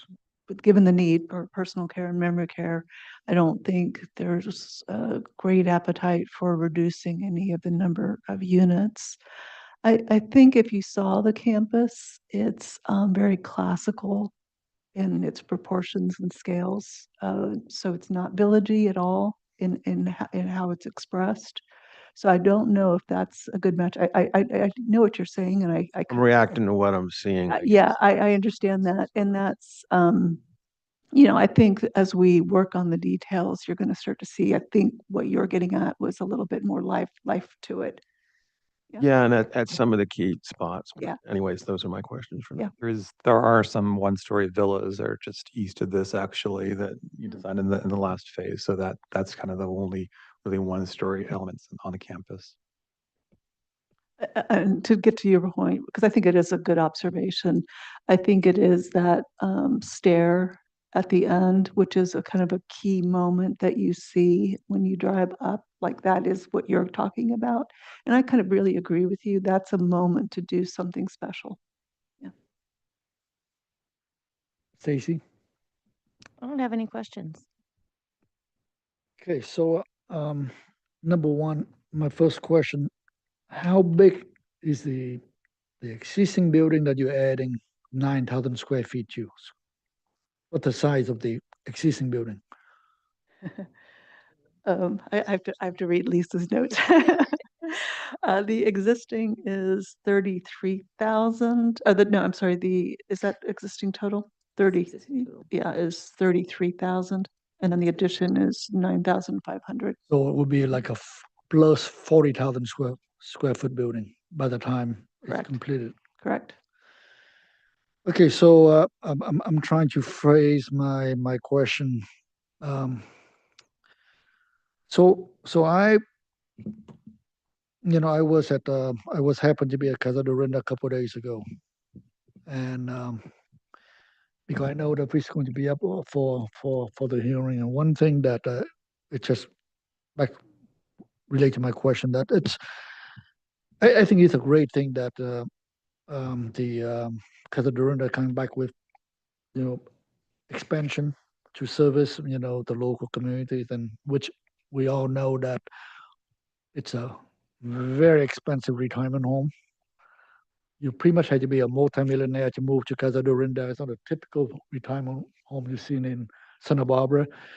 And a couple of things. It's kind of depressing going through the whole complex. That the buildings are not very well kept. It's old. The color is dark. It's gloomy. It just personally, I think it sucks the energy out of you when you drive through Casa de Rinda. And now, I'm seeing an addition, which is it's a big addition to the building. It's about 40,000. And what I look at that, it's and maybe you can give us some idea on how you come up with the design. Um, the way I see that is a mass shelter. And I think there was a great architect, Philip Johnson. He said that something like architecture is all shelter.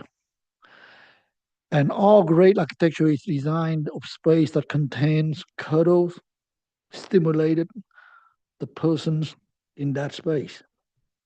And when I look at the elevation, there's nothing stimulate me of the building. And I do know that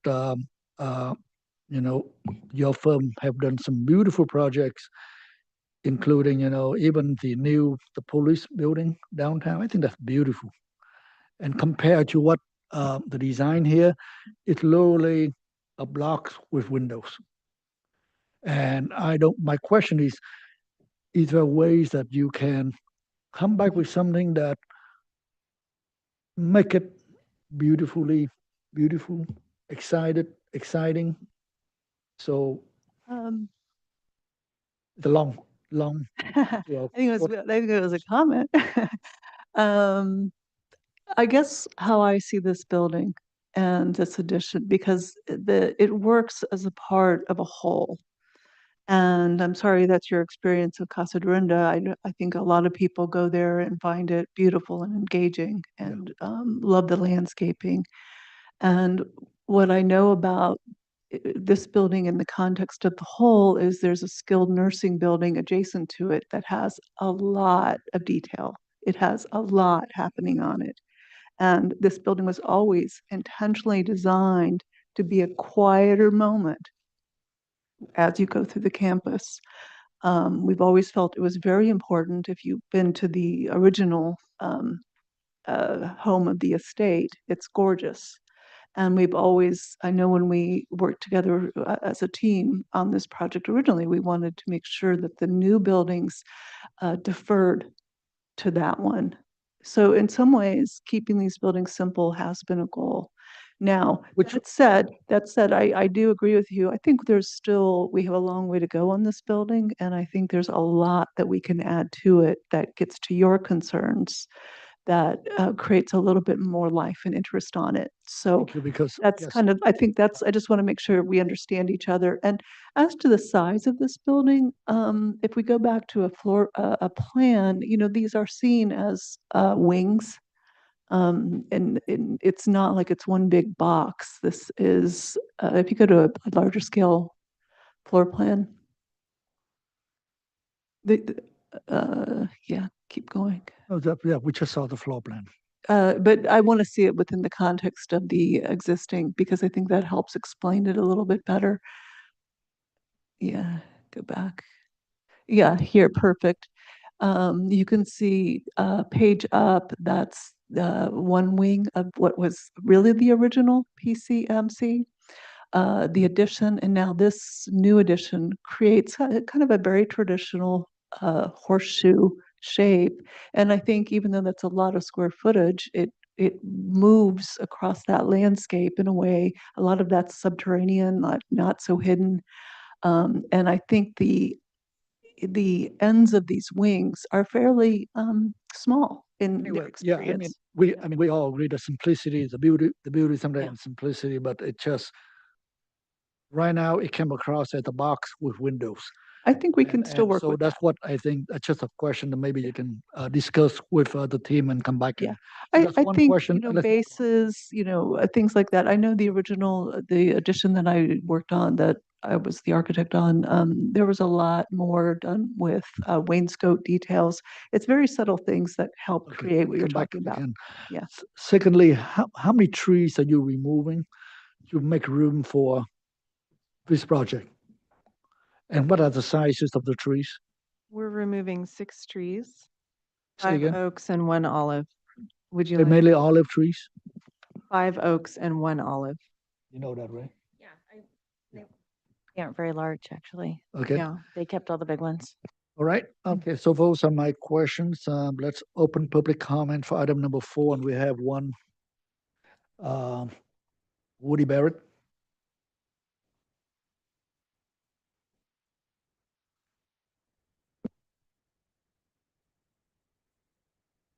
And while Mr. Barrett makes his way up to the podium, for those of you online who'd like to speak, go ahead, raise your virtual hand, as I know who to call on you next. And if you're our telephone caller and you want to speak on this item, it's *9 to raise your hand. Yeah, you have 3 minutes. Okay, Thank you. start now. Yeah, go ahead. Okay, thank you very much for allowing me to speak before the board here. I know that Conrail Collective does really good work. I was elected to the Montecito Sanitary Board 2018. So this December will be 8 years. They did a beautiful job on a building that our ratepayers, before I was elected, decided to build there, but I'm getting off subject. We walk through these trails every morning with our dogs, and this is a massive structure. And I agree with you, it's a box with windows. It's not very impressive looking. But my main concern and my objection against it is if you go across that road, there are about 10 stakes out there. And I went and counted oak trees. They're marked with orange fluorescent paint at the base. I quit counting at 20 oak trees, some of them 36 inches in diameter. I don't know if that is going to be another addition. It's not represented here. I don't know what the architecture for the staked, area is south of there. If it's going to match what they're doing here. I don't know what Casa Dorinda's plans are. I know you only had this before you now, but those stakes were put out there about 4 months ago. So I would like to know if that's going to be in another edition and if that architecture is going to match this architecture. Those oak trees they're talking about there are massive that they're taking out. They're big. I didn't measure the diameter. It's private property. But in any case, those are my concerns about the architecture. It is stark. It doesn't have much, appeal to it. And it's going to be like a massive big wall there. Another concern is moving that trash compactor over to that area right there. Our house is about 300 feet from the corner of that storage area to the south east. So I don't know how much noise that makes when it's moved over there. Of course, that's not your purview. It's the architecture you're worried about. But I think those are my main concerns. I don't know if this group of the purview is for the parking also. If you look at that, I didn't see anything here. I think what is allowed for the whole campus is 414 parking spaces, and they say they have 435. But if these are memory care and personal care units, you're talking about 24/7, caregivers, 8-hour shifts. There's going to be at least 3 times, say 1 per unit. So that's going to be 14, 15 more cars. Do you look at where they're putting the parking spaces, or are you just doing architecture? Thank you. Thank you. Which I thought it was a great question. Does Casa Dorinda has any future plans? Sure, I'd be happy to The answer that. reason I think it's important because we don't want to be like the Four Seasons every 6 months we're coming with the project for the last 4 years. You caught us. No, so the Oak Woodland is actually an open space easement.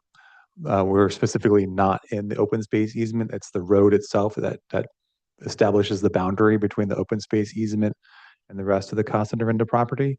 So we cannot develop within that Oak Woodland. That's not permitted and could never happen under the open space agreement that's been recorded against the property.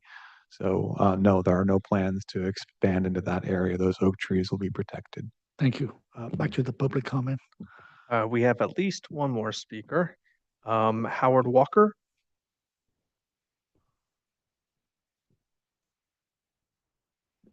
Mr. Walker, looks like you need to unmute yourself. There you go. Mr. Walker, whenever you're ready.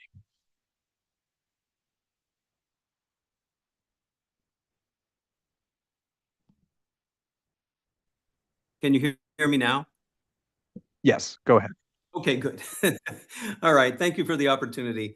I own 1365 Wyatt Road and 1372 Wyatt Road. 1372 is an undeveloped acre. So I'm all along the south side of the oak meadow or woodland that we're talking about. The house is fairly humble, but on my second floor, I've got a deck, and it feels like you're up in an oak tree house, and you're looking out on that oak woodland. It's great to see all the wildlife running through. So the feeling is that you're in this oak tree house. My concern is that with the removal of the oaks and the addition of this building, that the character of my house and the feeling of my house will change quite a bit. and that concerns me. I don't know if there's been any thoughts about the impact on the wildlife, but we have foxes and bobcats and herons that are running all around that woodland, and it's nice to keep their habitat available for them. And then last, I've had problems in the past with runoff, and I don't know if this project is going to affect the runoff, but that would present a problem for me. But my main concern is the character of the oak woodland, and I appreciate being able to speak with you. Thank you. Thank you. Anyone else? So we do have one telephone caller. I'm not sure if you're here for this item. I did go ahead and it's *6 to unmute yourself if you'd like to speak on this item. No one's going to force you though if you don't want to. Looks like not. All right. So back to the board. This is the first time conceptual review. So let's start with Bill. Steve, a question real quick. What about the parking? Is there an impact to the existing, and is it all balancing out now? Yeah, we had Associated Transportation Engineers provide a traffic analysis. We provided that to staff. We believe we have, and the report indicates that we have ample parking. So that's addressed. Yeah, and the number of persons identified as being needed is 2 people. So it's not the 24 that was suggested. Yeah, I'm not that familiar with Casa Dorinda, so my gut says I'd like to take a site visit, but I know it's buried. It's way inland of the street, so Yeah, it's on 48 acres. yeah, we are getting some input from the neighbors that are close by, so I would probably feel a little more comfortable seeing that. The comments on the structure again, and that would help because then I could see kind of what the context of the facility is as well.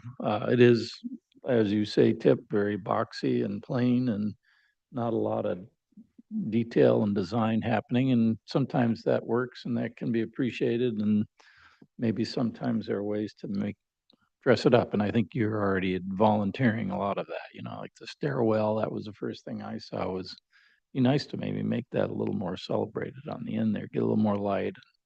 So there may be some things that can be done fairly simply. Again, I appreciate the memory care and the additions to the facility because we do need it, obviously, the community. So I think those would be my only comments until maybe getting a site visit, if that'll work, and that everybody else will go along with that idea.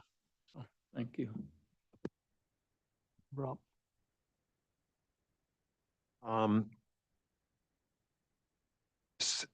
So it does sound like, and that my initial reaction of the boxiness was carried on throughout everybody. So that's where I'm okay with like where the Courtney, where this is it's again in amongst a bunch of oaks, right? Where this new construction is.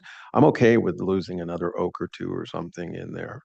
Obviously try to be very careful which ones you pick.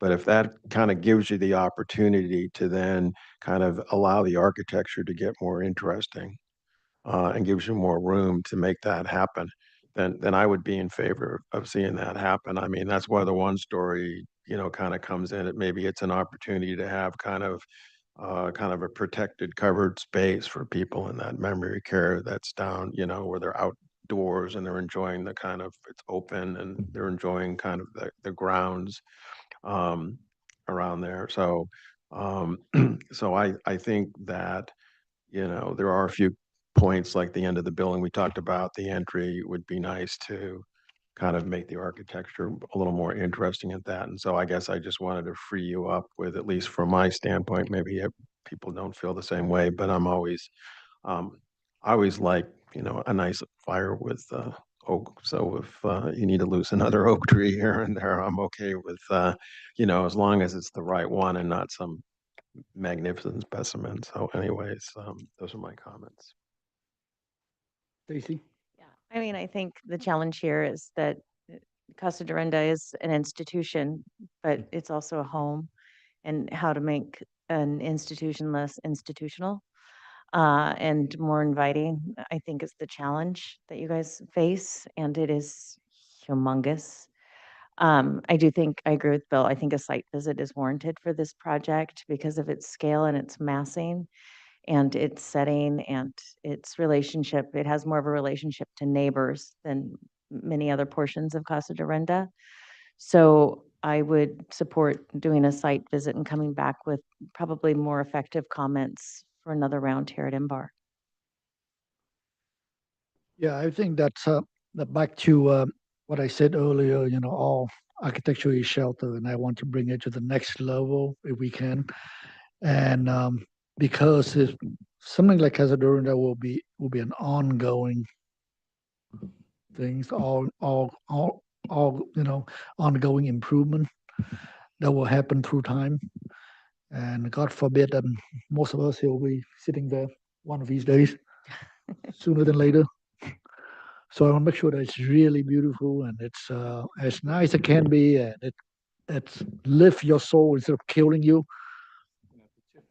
Yeah, you're gonna pick your That wings. was my motivation too. Yeah, that's my motivation to make it, bring it up to the next level you can. And with that in mind, I think that a site visit might be give you all good perspective of the most important, I think, facility in Montecito. And if we can arrange that, that would be great. And And we'll come back for a further conceptual. just a quick question to Steve too. Where is this in the process of things too? What do you, are you have to go to Montecito Planning Commission and? Yes, the project will eventually go to Montecito Planning Commission. We have submitted our application. It was deemed incomplete with relatively minor numbers of things, so we expect to be resubmitting shortly, and and Planning Commission maybe 6 or 9 months, something like that. Okay, so if we can get ahead of that, then you're wanting our comments, I would imagine. Yes, we need your comments in order to go to the Planning Commission. We had to make all the comment before we can. Yeah. Do they have to story pull this at all? It's two Um, stories, but I'm not sure we needed to because the yeah, existing building, 2-story really. We just need to see the existing building I think and we where can compare it. We story pulled the last one, and we have all those images. If you want to have those, if you want to see them, I'm just kind of Not supporting. for me. Do you I want don't it? think I need a story poll. I think I can Yeah. envision where it's gonna go. Rob, you okay with no story pool? Yeah, no, no. You wanted I'm to fine with that. stake a corner of the buildings Yeah, or that would be something stake the on the corner. ground, just so there's where it is. Yeah. It'll be pretty clear when you're out there. Yeah. Okay. Yes, yeah. So schedule with staff and we can schedule a site visit. Thank you. Number 5 on the agenda, 2775 Sycamore Canyon Road.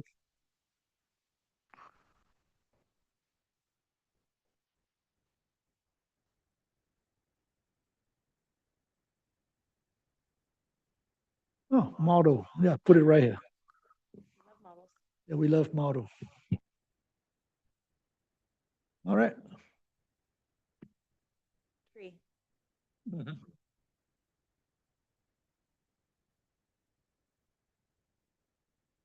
Okay, so this is a new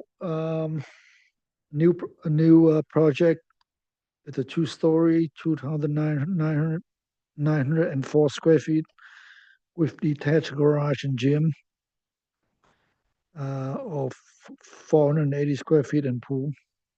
And this sits on 0.5 acres. Your name for the record.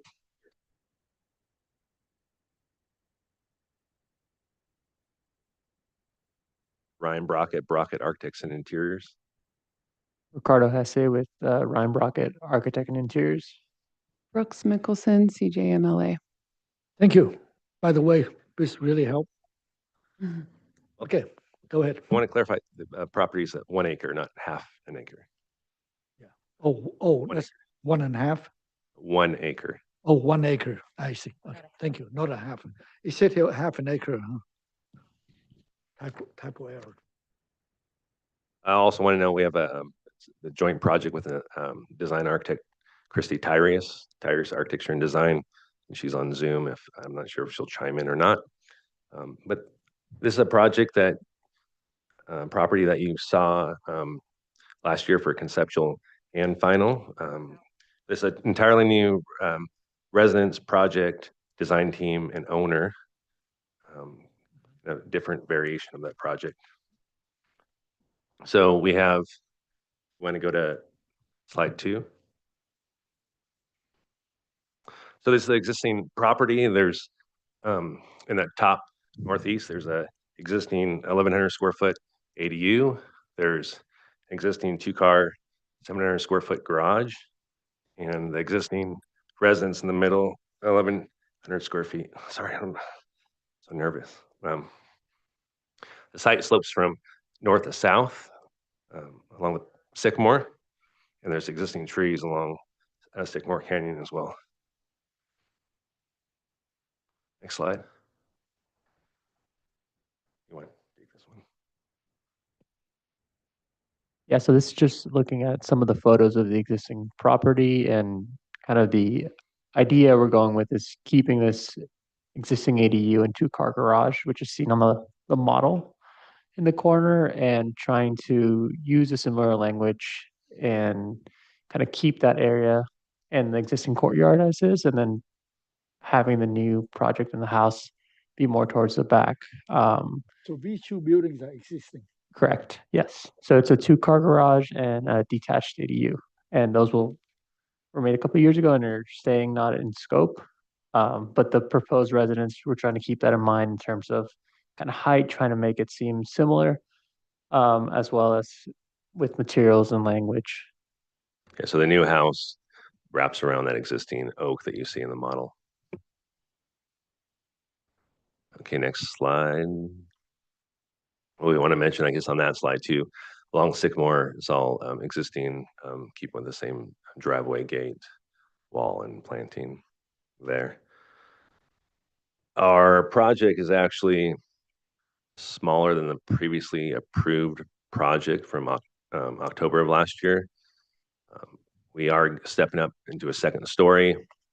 So we're trying to, for a design concept and strategy, reduce the main floor footprint to allow more open space for the client and family in the rear yard. So we're stepping up a small portion for the second story, which is 2 bedrooms, bathroom, and a kid's lounge. And then we're strategically trying to pull one of the forms, which is the detached gym, away from that guest wing along Sycamore to allow a gap for the largest and most prominent oak tree on the property. So overall, we're about 20% less on the ground floor main residence versus the previously approved project. Okay. Next slide. So here's some aerial views. You can see somewhere in the model, there's the existing ADU and garage on the upper portion of the property, and the top photo as well too illustrates it.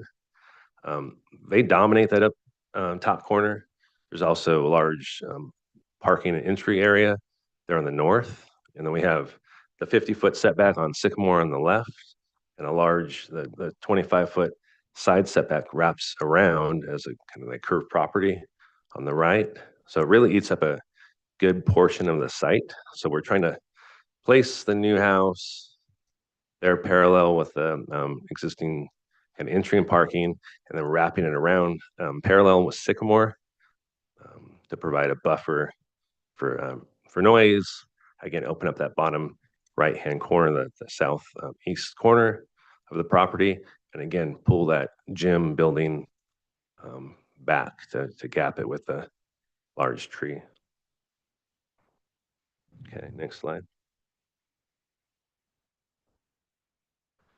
Next one. Again, floor plans, main living spaces and primary bedroom on the ground floor, guest suite and mudroom there on the page bottom, which is like along Sycamore, and then gym pulled to the right. The next slide. And then the second story there. The intentionality again in the second story is we're placing it kind of in the center of the property, so it's away from Sycamore, It is up towards the ADU, although this property is becoming a multi-generational family kind of property and compound. So it's meant to work together. So there's no real issues for the second story being close to the ADU there, placing it more in the center of the property and a smaller footprint up top. Okay, next slide. Next one. Elevations, and we have a few renders a few slides later, but you can see on the left-hand side that second story is set back from the front elevation, trying to hide the height, keep it lower. We have kind of a more normal ceiling and plate heights there to not be too tall in that area, and actually a little bit lower roof slope than the main gable. And then the part you see lifting up, that's the kids lounge, again, as a way to kind of bring down the height there, so it's not so tall of a structure as you enter the property. Next slide. I guess with this one, go back. No, this slide, the east, as long as you saw with the west before, you see how that gap is there. The tree is not represented in the elevation you see in the model there, but we slide that piece out, and that is there's a different naming in the drawings, but it is a detached accessory gym structure. Overall, the design is well, let's go to the materials here. Maybe next page. That one. Okay. So overall, the design is one of a modern farmhouse, clean gables. You see in the model, the primary gables follow the direction of the ADU gables on the property. And clean forms in a separated form. So we potentially were trying to break down the massing to make it feel like it wasn't one large, giant connected house with these different forms. So again, you see the two-story popping up. The center form is really the main great room, living room, and primary suite, and then a guest room being a separate L with the gym beyond. Materials were a smooth off-white stucco.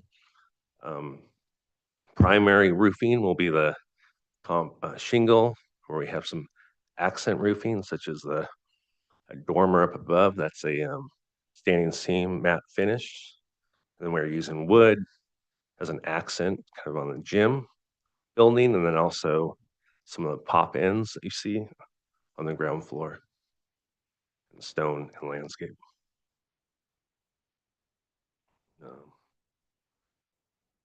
I think we could probably go on to site plan or landscape here.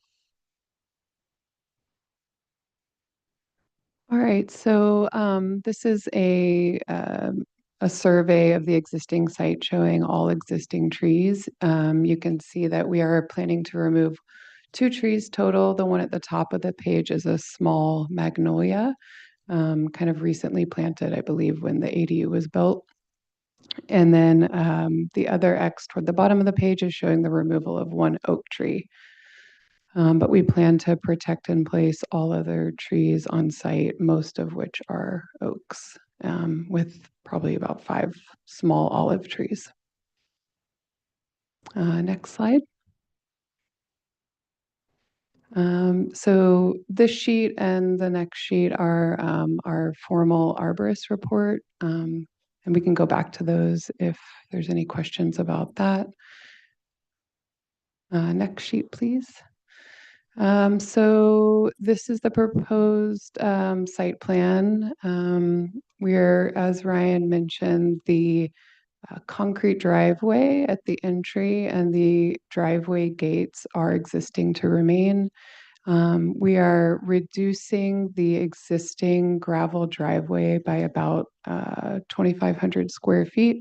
It was a priority for the clients to make that feel as unintrusive as possible and allow for as much planting as possible up there.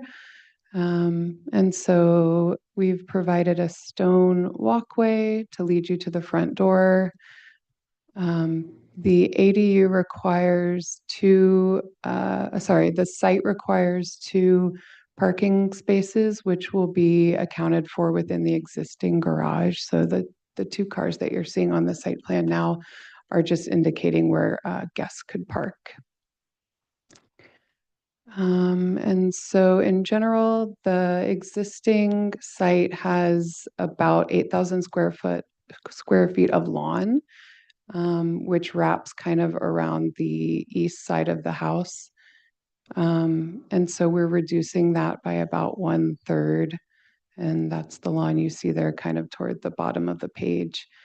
The pool is off to the side there. And as Ryan mentioned, this is intended to be a multi-generational property. So we wanted to provide a link to the pool from the main house as well as the ADU.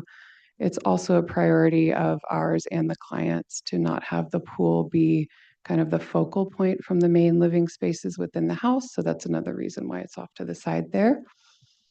And then you'll see just some stone patios leading you out from the main south-facing rooms of the house and terraces bringing you down to the lawn. And in general, the priority of the client was to make this feel kind of flexible.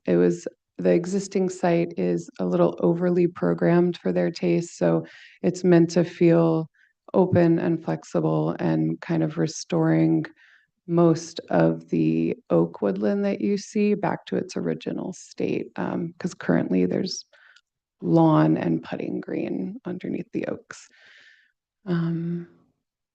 I believe that covers most of it. You can see our planting list there to the right. If there's any questions about that, I can review that. And then proposed just conceptual material palette there at the bottom right corner. Yeah, thank you. Stacy? So I see 2 plans. I see one that was submitted with a different driveway layout in the plans that I downloaded today versus this plan. Yeah, there is a separate file. Yeah, thank you for catching that. Yeah, there's the landscape sheets were submitted after. Okay, so because what was going to be my comment on the other ones, there seemed like a lot of parking and a lot of hardscape, and it looks like you've reduced that. So Thank you. Yeah. yeah, so that is no longer the plan.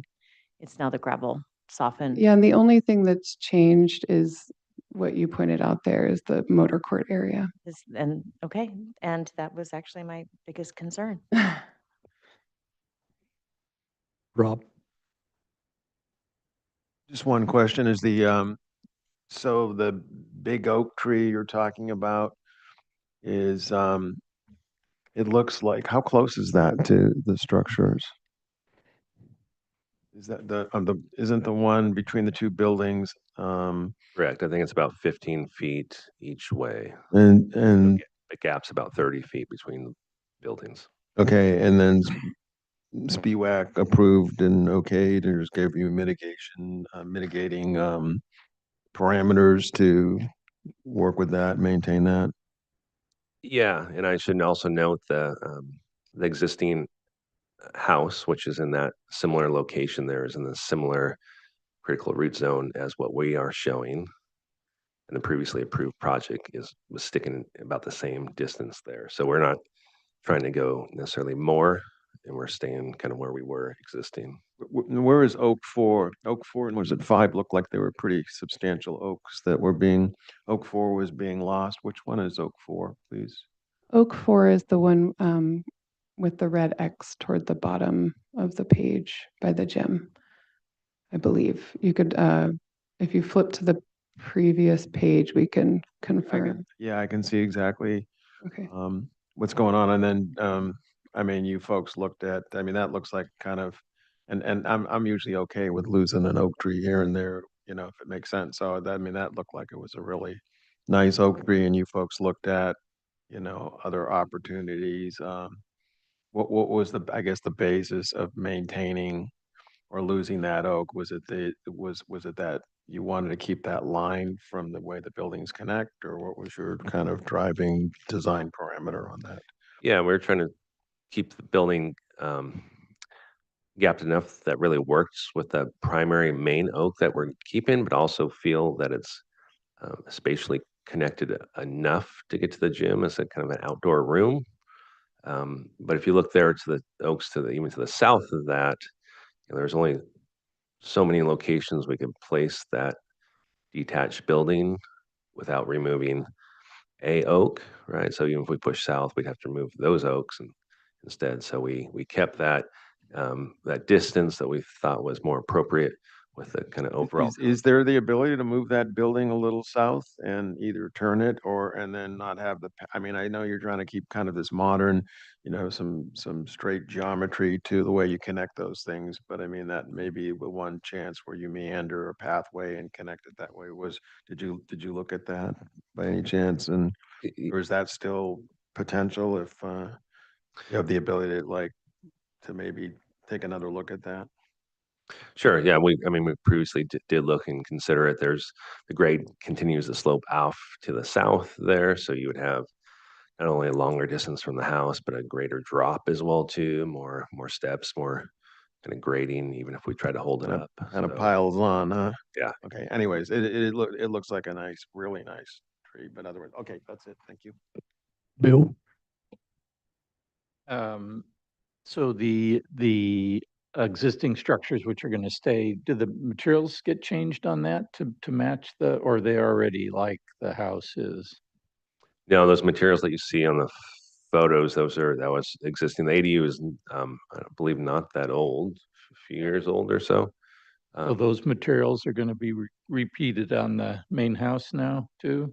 Similar enough. The comp shingle will be, and the smooth stucco ours is more of a white, where the ADU is more of a gray. But yeah, similar form, similar gables.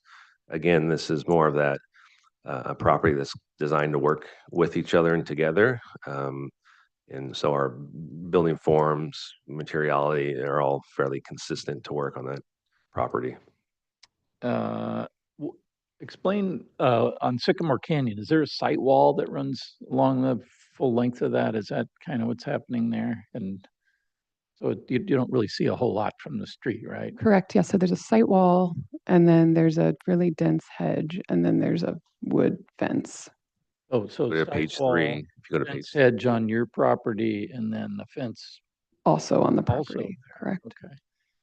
And I think maybe I was looking at the earlier one too. It looked like that parking area, that hammerhead area, pushed way up close to the street somehow, but it looks like you pulled it off now. So there's a lot of landscape there between the street and anything going on. Okay. Where's your pool equipment going to go? Do you have that kind of figured out yet? We haven't finalized the location yet, but it'll want to be screened, but then, as far away from the property, the neighboring property as possible. So we'll come back with that location at the next review. And then on the architecture itself, the second story element there, you have kind of a flat roof, clear story. Is that a stairway? Is that an upper floor? Is that a dormer? What's happening in that right there? Yeah, that's a dormer over what we're calling the kids' lounge upstairs, the living area. Just to give more height and allow that window up there. We're intentionally trying to keep the gable of that second floor lower and the eave lower, so to get some more usable space in there. We're popping up in that So area. Is that plate lower on the second floor? What's the plate height on that second floor then? It's an 8-foot plate there on the second floor, but the main gable kind of runs up kind of against, higher up on that wall there. And so to get that kind of usable, more clear story window there, we have to kind of lift up the plate a bit. Mm-hmm. And that roof material is that standing seam or asphalt shingle? That over the dormer we're showing as a standing seam, similar to the kind of canopies that we have, or the covered patios that we have. So we have standing seam in a small areas, about 3 smaller roofs, but the majority of the roof is all a comp shingle. Okay, all right, thanks. Thank you. And I have No question. Let's open public comment for item number 5, 2775 Sycamore Canyon. No request for this item. Thank you. Close public comment. Back to the board and proceeds for conceptual review the first time. So Stacy. Um, Overall, I like the schemes and the layouts and definitely backing off on the driveway to being more natural, more Montecito, just gravel, not necessary to hardscape everything, especially on a 1 acre site. But my biggest issue is that oak tree as well. Number 4, I don't see any reason why you cannot shift the gym down and keep all of the oak trees at the same time, because all you have is a wood deck on that south end of um, that gym, and you can do a deck without it really killing an oak necessarily. I think with just a simple shift down of 10 feet, you can, because it is a significant oak, and I'd almost say it's even mostly almost better than the other one that you're placing so much emphasis on, that I think it's just a small maneuver to take that just 10 feet down, and that would alleviate the pressure on that oak. You might have to do a foundation that's on pilings on the corners, just along the one wall, and do a grade beam to mitigate that. But I think it is doable. But other than that, the rest of the site layout and materials and everything too, I really, I appreciate, and I think they're just fine. Rob. So yes, I agree with the comments Stacy made, and then I guess this is more of a query to the architects on the board and maybe to yourself as a question too. Why is and maybe it's the style of architecture, but the overhangs on the east and south elevation are so truncated. It just looks like chopped at the end, and I guess I'm thinking that there should be a little bit more of the roof overhang on the ends of these buildings. Is there a reason for that, or do the architects on the board have kind of, I mean, is it the style of architecture that you feel that you need to truncate it as such, or I guess I'm a little struck by that. It kind of my eye, it bothers me a little bit. So, but otherwise, I think the project is nice and overall support you. But I think Stacy, the way she framed it too, I think either the shape of that gem or something, I mean, that is a nice oak tree. And as I mean, you've seen me, I'm in favor of losing an oak when it's okay. And I think that's a beauty and really worth trying to keep. So, thank you. Yeah, I like the site layout. I think the position of the structures is good. I like Stacy's comment about the oak tree. It's a significant oak. The 2-story, I like the single-story portions everywhere. I think looks great. The second-story element to me, specifically the south elevation there on that side, the windows are doing everything and going everywhere. It seems like if you can kind of, and some of it might be your dashed lines and your dimensions that sort of throw off the visibility of that, but it seems like there needs to be some better organization on that to me. I'm not sure that the little sloped roof provides on the right side of that south elevation, whether that's better than just the flat roof element like you have on the trellis, because it seems like you're introducing a lot of different things, and I think you can clean it up and just sort of tidy those things up. You've got the eyebrows, which are fine. If they were a little deeper, as Rob mentioned, they'd probably work better. And then I'm not quite convinced about the little dormer there and the way that sort of works. The pitch almost looks too flat, or I don't know what it is. The way the one gable, you've got kind of the end of the gable of the single story kind of coming into the wall there. I'm not sure exactly what the answer is, but it seems like it's very busy in there. Again, the single stories look great. Left side of the south elevation, the gym looks great. It's just that roof connection there on the end, and that gable or that dormer, that just seems a little off to me is all. You know, I think generally I like the materials, I like the forms, just that two-story element is a little, something's missing there. Not quite sure what it is. Sure, thanks. And just quickly chime in about those covered overhangs that we heard before too. Generally that pop out, that overhangs, they relate to a similar one on the ADU on the south side. So anytime we are extending past our massing, we're trying to create a covered, an extension that's different than the massing and similar to the ADU. Is that flat porch cover on the south side, is that a solid roof or is that more of a trellis kind of rain through sort of a thing? Correct. More of a partially open, probably louvered system. Oh, trellis, okay. yeah. Uh-huh. I mean, you could still achieve that, I think, on the right side of that elevation too, if you still could do a flat roof on it, you know.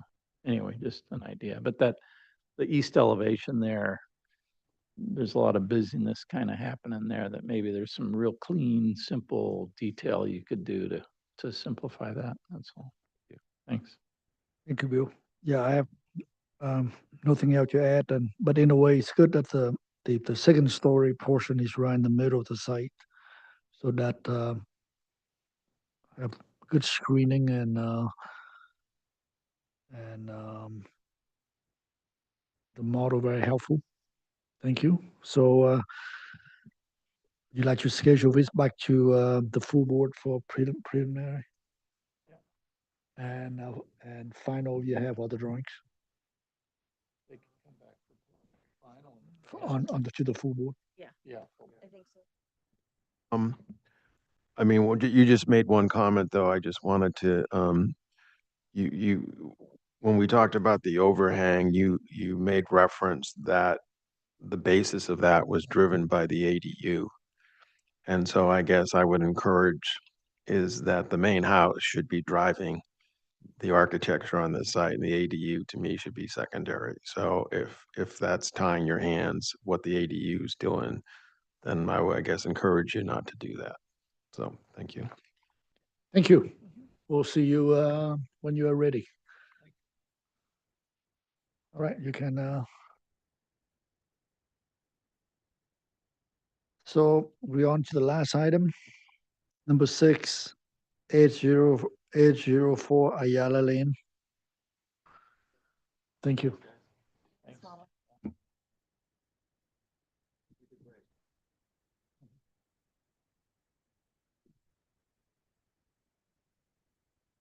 And this item was here previously on May 28, 26. We had several comments. Number 1, architectural size, bulk and scale is acceptable. Number 2, re-study site layout.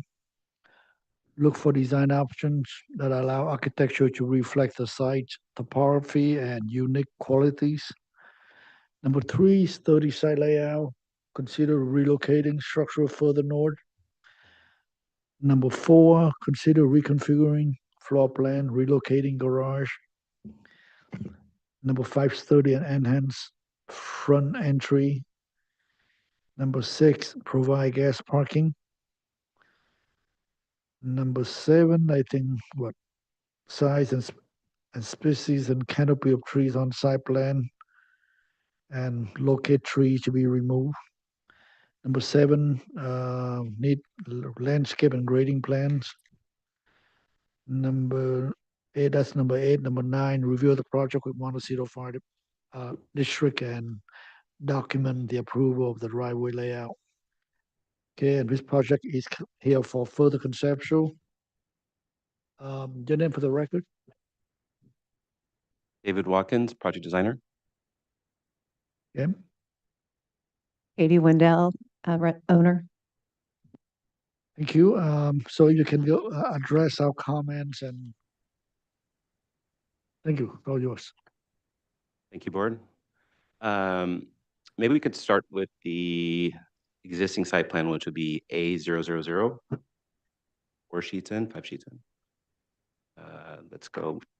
There we go. Thank you. So first comment, you guys zoom in, you can see the site is pretty vegetated along the perimeter. So we've outlined that line weight a lot heavier than before. It was showing up, it was just fainter. So now you could see that in more detail of what that canopy is doing around the property. Most of it is a mixture of eucalyptus, very mature ones, down along the east, which is page, bottom of the page, sycamores, oaks, kind of ring the property. As a part of our proposal, we did identify the trees that was asked, so that's on there on the existing and proposed plan. And then if you go zoom in a little bit more, if you don't mind, maybe to the north part of the site, which is the right-hand side of that property, closer to the title block. Thanks.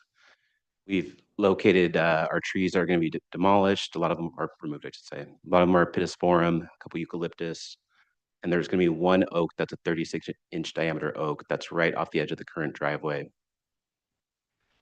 In looking at your guys' comments and reconfiguring the house location on site, we felt that original layout was nice because it was closer to the vegetation corridor on the south of the property, access to sunlight and so forth. But it's always good to look at things differently. So we approached that as well. We shifted the house a little bit. And so the proposed site plan will show the new house footprint location. In doing so, if you go one more sheet, please. Thanks. The tree will be removed. We will mitigate with either 3-to-1 or 2-to-1 with the oaks. In replacement of that one we have to cut back. The garage we pulled away to the other side of the house and reconfigured the footprint so that the garage wasn't the dominant feature as before. I heard that comment, I think that made sense. So in reconfiguring the site approach with the driveway, we achieved a few things. We've achieved our FPC approval from Montecito Fire. They're happy with this new layout. It actually gets access into the site further back along the ADU, so we don't have to add additional hammerheads. This driveway scheme is actually a couple hundred square feet less than the proposed driveway on the last scheme as well. So we reduce our hardscape in that respect, and it makes it just a simpler approach where we have a clean access in, gets you back. It serves all the, the other unit as well pretty cleanly. And the drawback was that one tree that's going to get removed. We also had an arborist report completed, and he's happy with it as well. He feels that we can mitigate pretty easy with that one tree being removed. Otherwise, there's no adverse damage to any other natives in the setbacks from the property. Another thing that's pretty nice about this scheme is the driveway approach is using natural grade, so we don't have to do a lot of those retaining walls that we were looking at before. We could also use DG for the driveway material and not have to pave it with concrete or asphalt like we were intentionally having to do before because of the slopes to meet fire hazard or fire department trucks. So we can keep that natural, which is always great. And then the retaining elements will be centralized around the house itself. So if you don't mind maybe zooming on the proposed footprint on that same sheet. I'm just in the middle of the site there. Thanks. So when you come into the property, it's right at the bottom of that page. There's going to be a little curve there to the left. There's going to be an uncovered guest parking area right there to the right. Very simple, so guests can get out right there if they want to, move along the pathway, and then come up this set of steps to the front porch. That creates more of a sense of entry now, a little bit more formal that was there before. And then we have a couple of series of retaining walls that are about 5 feet high. They do slope, so on the end that's closest to the ADU, that's pretty much level with grade. And then as the retaining walls travel towards the right of the page, they'll grow in height. So the bottom southeast corner will be about 5 feet on that first tier. It'll serve as a planter, and then it'll step up to the next level, which would be your grade level at the front porch. So now there's a little bit more sense of entry. We don't feel a formalized entry like before was really the necessary move for this, but I think providing some sense of scale, having the stairways for the guest, having the patio up there in the front kind of gives a better, more formal entry approach for that style of architecture. And then the garage kind of separated off to the side of the house. The massing keeps that low and then off to its own, so that's not the dominant feature. To still work with some of the client's intentions by having these usable outdoor spaces and this connection to the scenery and the vegetation. We put the uncovered sunroom on the back, which will just be post and roof, no walls or anything. And then some uncovered patios for the master bedroom suite, and then a joint kind of uncovered patio for off the family area. So that'll be their private, yard that they can use. They still get the vegetation corridors that they want, and the views and the access to the sunlight, which is super important. And then it mitigates the grading in a way that it's not as intense as it was before. Overall, in terms of cut and fill, it's I think 400 for cut, 800 for fill, so it's about a net of 400 cubic yards coming in. And then the overall height of this new building, now I guess we can go to the floor plans, we can look at that real quick, It's a little bit less, I think, in height than before off natural grade. So we're looking at 21 feet. Real quickly, here's the proposed layout that we reconfigured. And then if you want to go to the A201, the proposed elevations, there's the roof plan. Here's your elevations. That's the south elevation, which is your front on the top of the sheet. And then the east elevation, which is the side, kind of facing towards page right before we're looking at the site. And then there's a garage on the far left of the page there at the massing. So we're using the same roof lines that we had on the existing ADU that's going to get converted. Gables, sheds, works for that kind of style vernacular. And we keep the plate heights mostly at 9 feet at the residence. And then I think 8.6 at the garage to kind of keep all that massing low and seem like clustered versus one big massing effect. Overall, the height is going to be about 20 feet, 9.5 inches off existing grade underneath that pad, well underneath the height limits. Our FAR did increase a little bit from, I think it was 63 or 64% the last meeting. It's at 67% now with this reconfiguration of the program. But we were able to reduce the garage square footage a little bit. And like I said earlier, the hardscape of the driveway. Next sheet, please. There's the back elevation in the north off the master bedroom and the family room. And there's the sunroom you can see kind of peeking off the right there. And then the garage will be shown on the side view in the west elevation there. And then maybe we can go to the next sheet, which will probably be site sections. Just give you an idea of the heights. We've done that for land use purposes. You can see where it's taken at.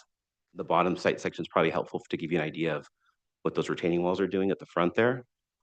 So they'll be deeper at that front corner, and then again, they'll pull back around and go back to grade as it wraps around that east end of the property. And same thing at the frontage too. Next sheet, please.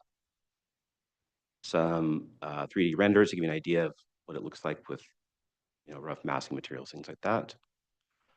Sandstone will be used for the front, for the retaining walls, for the chimney, for the patios, little planters and things like that. It'll be a 5-course Santa Barbara sandstone.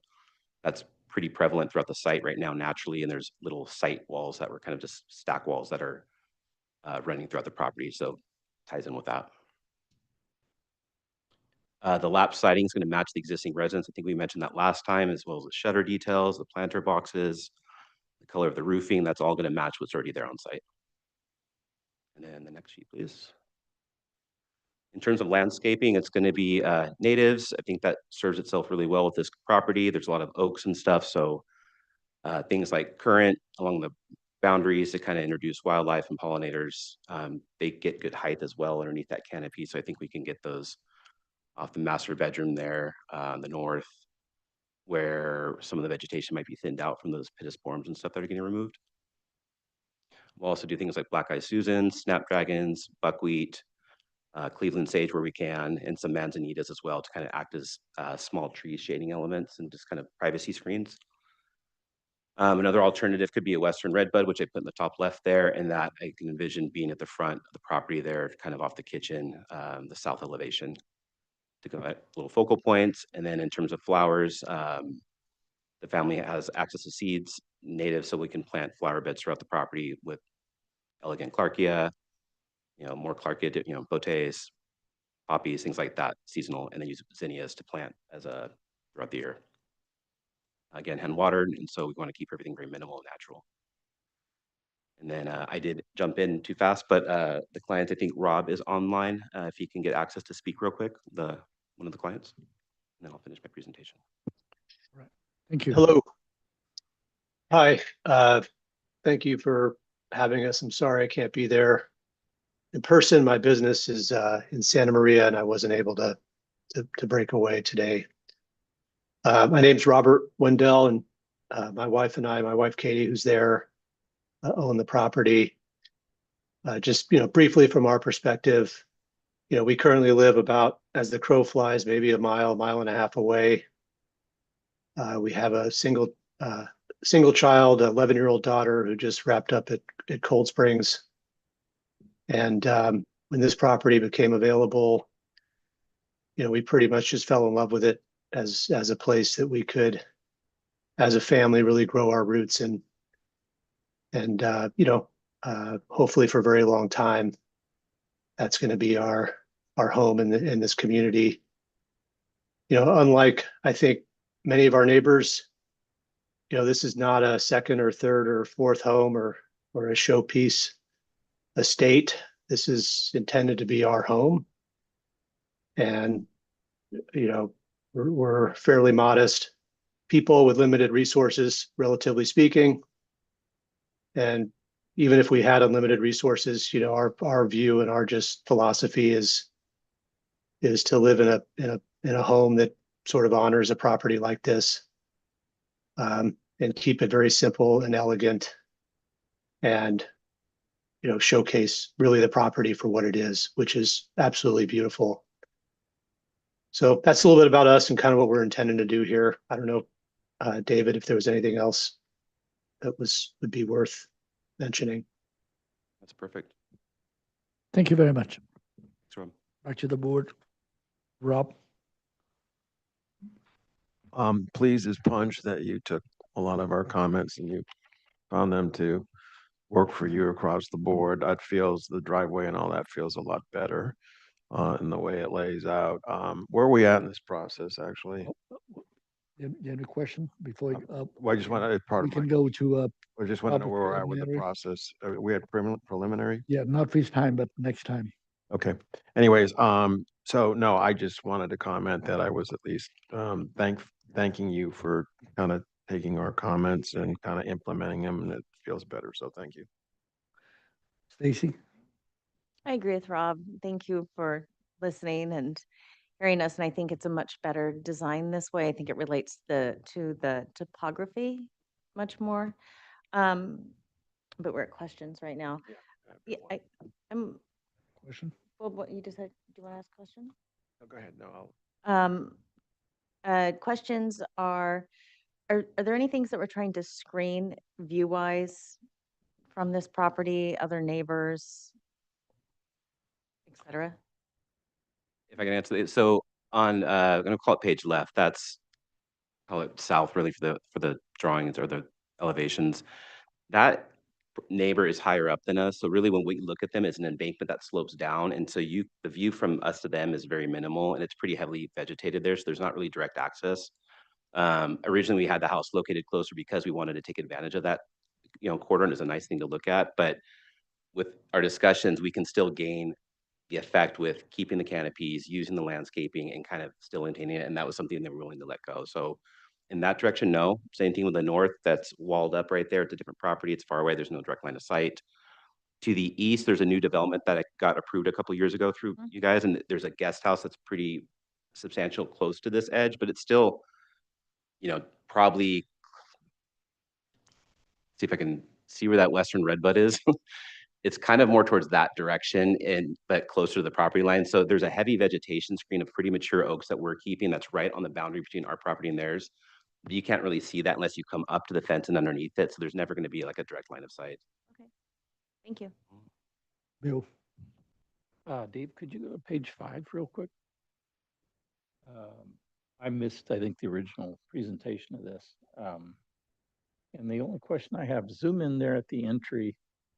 I don't think, you're not planning to do any railings or handrails or guardrails off these patios? Because it looks like you've got a couple, 2 or 3 foot drop there from the patio to that first planter. So are you gonna, maybe you could push that entry stair up closer to the building, and are you thinking about how that's all gonna kind of come into play there? So you Yeah. don't need rails, or are you gonna do railings? We're going to need handrails at the set of stairs if we zoom in, leading directly off the grade level up to the top landing.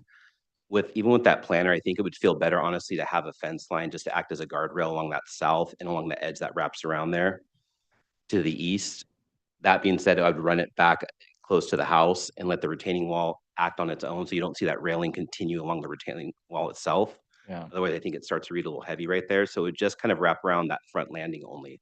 Yeah. And it could be decorative like a wood fence, you know, post. make it very traditional. Transparent kind of a thing too? I would say wood. I wouldn't be glad. It would be a wood. Solid? It would look like a fence line, you know, a little 42-inch high fence line. Then it adds to the height. I mean, you're fighting against height across that thing. Yeah, but if we pull it around the front landing pad and not around that landscape that wraps around the southeast corner of the house. And I think from when you're driving in, you'll just notice the sandstone, the landscaping, but not see that fence line run on top of that too.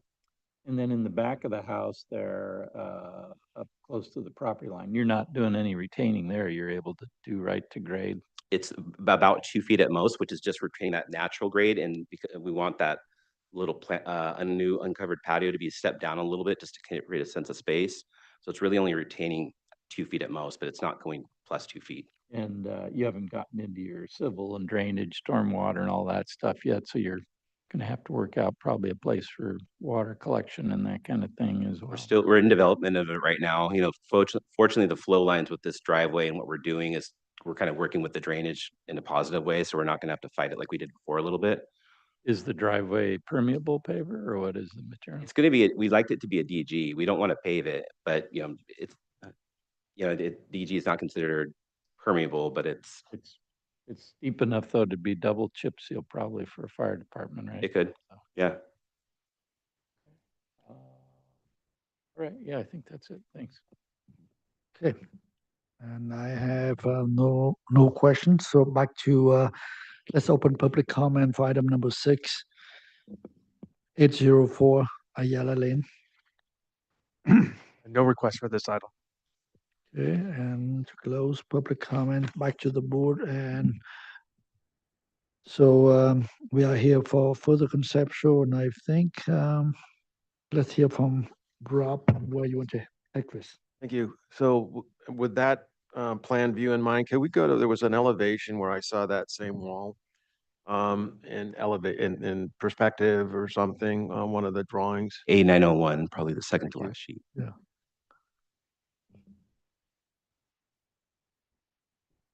There was a maybe, yeah, that right there, that works. So kind of so where we've been able to push you, I get kind of take it to the next level is, and you mentioned there's a lot of rock on the site. So this is kind of a great chance, like I think, you could have a little more organic quality to those walls. That wall could be curved, it could, rather than being this kind of come to a 90-degree point, you could start to curve it around and start to use the site boulders and some of the stone to kind of help with those grade transitions. I think you could kind of take that. It feels a little more too architectural at that point still.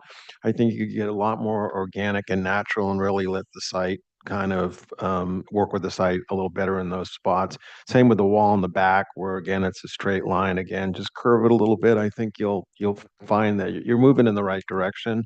And then the only other thing that I guess that I reacted to was architecturally, the one elevation with the shutters look like there's kind of no building. The shutters go right to the end of the building, and there seems like there should be a little bit of building before the shutters. And where's that one elevation? I think it's the front elevation. Could we look at that for a second? That one, yeah. So that main is to the left of the front door right there. It just seems that there should be a little bit of building before the shutters end on the ends there or something. I don't know whether either you don't have shutters and you resolve that some other way, or the windows in or something. Push the windows in together just a little bit. But I mean, these are all like, those are fine, like little minor details that are easily fixed. But I appreciate where it started and now where it's come. And so these comments are kind of helping you take it to the next level. So thank you. Thank you. Stacy? I agree with Rob, actually, that you have a very naturalistic site that has a lot of natural features to it. And it would be a shame not to take advantage of that. And it would actually probably save you a lot on budget as well to keep and utilize on-site boulders wherever possible and not have to cart them off and to kind of relax the architecture into the natural components in the natural world. I do like, it's just such an improvement from when you guys came in before, especially on this siding and everything too. I really would like to commend you on the changes. I do think too, I see the logic of why you put the steps where you did. So there's fewer of them than near the parking as you pull in, because that would be a lot more stepping. So there is a logic. You are on the right path, I think, with that too. I did just a glance at the landscape plan. I'd like to see it have more permanent structure to it. Right now, the landscape, the plant list is all very, how do I say this, like temporary in its concept. Like a lot of these plants are not very long lasting, or they won't give you long-term kind of added benefit, I think, and to think more, less of one of everything. Notes back to the designer, think more, because especially in a natural setting like this, it's much easier, more efficient and more benefit to work in massings, and to think too of more permanent species, more Arctostaphylos, which is the manzanitas, and possibly, I mean, if you want to go native, I support that, especially with the oak trees, but to be more specific with what is really appropriate under oak trees as well, but more evergreen, longer lasting, and definitely like the cercis and stuff, you could pick up on more of that too. I just want to see it not just diminish after a year or two. That's it. Bill? Yeah, I like the architecture of the house. I think it looks good. Details are gonna be next, so things like chimney cap and shroud, how are you gonna shroud the little spark arrestor and stuff like that? So I think that looks good. I like Rob and his comment about the organic nature of the site. I think you could really make that nice. Even the steps up to the entry could be a very informal, kind of winding kind of a thing, and I think could look really nice. Yeah, I think you're looking good. Yeah, details I think are going to be important too. Thank you. Yeah, it's going to be a nice project. So let's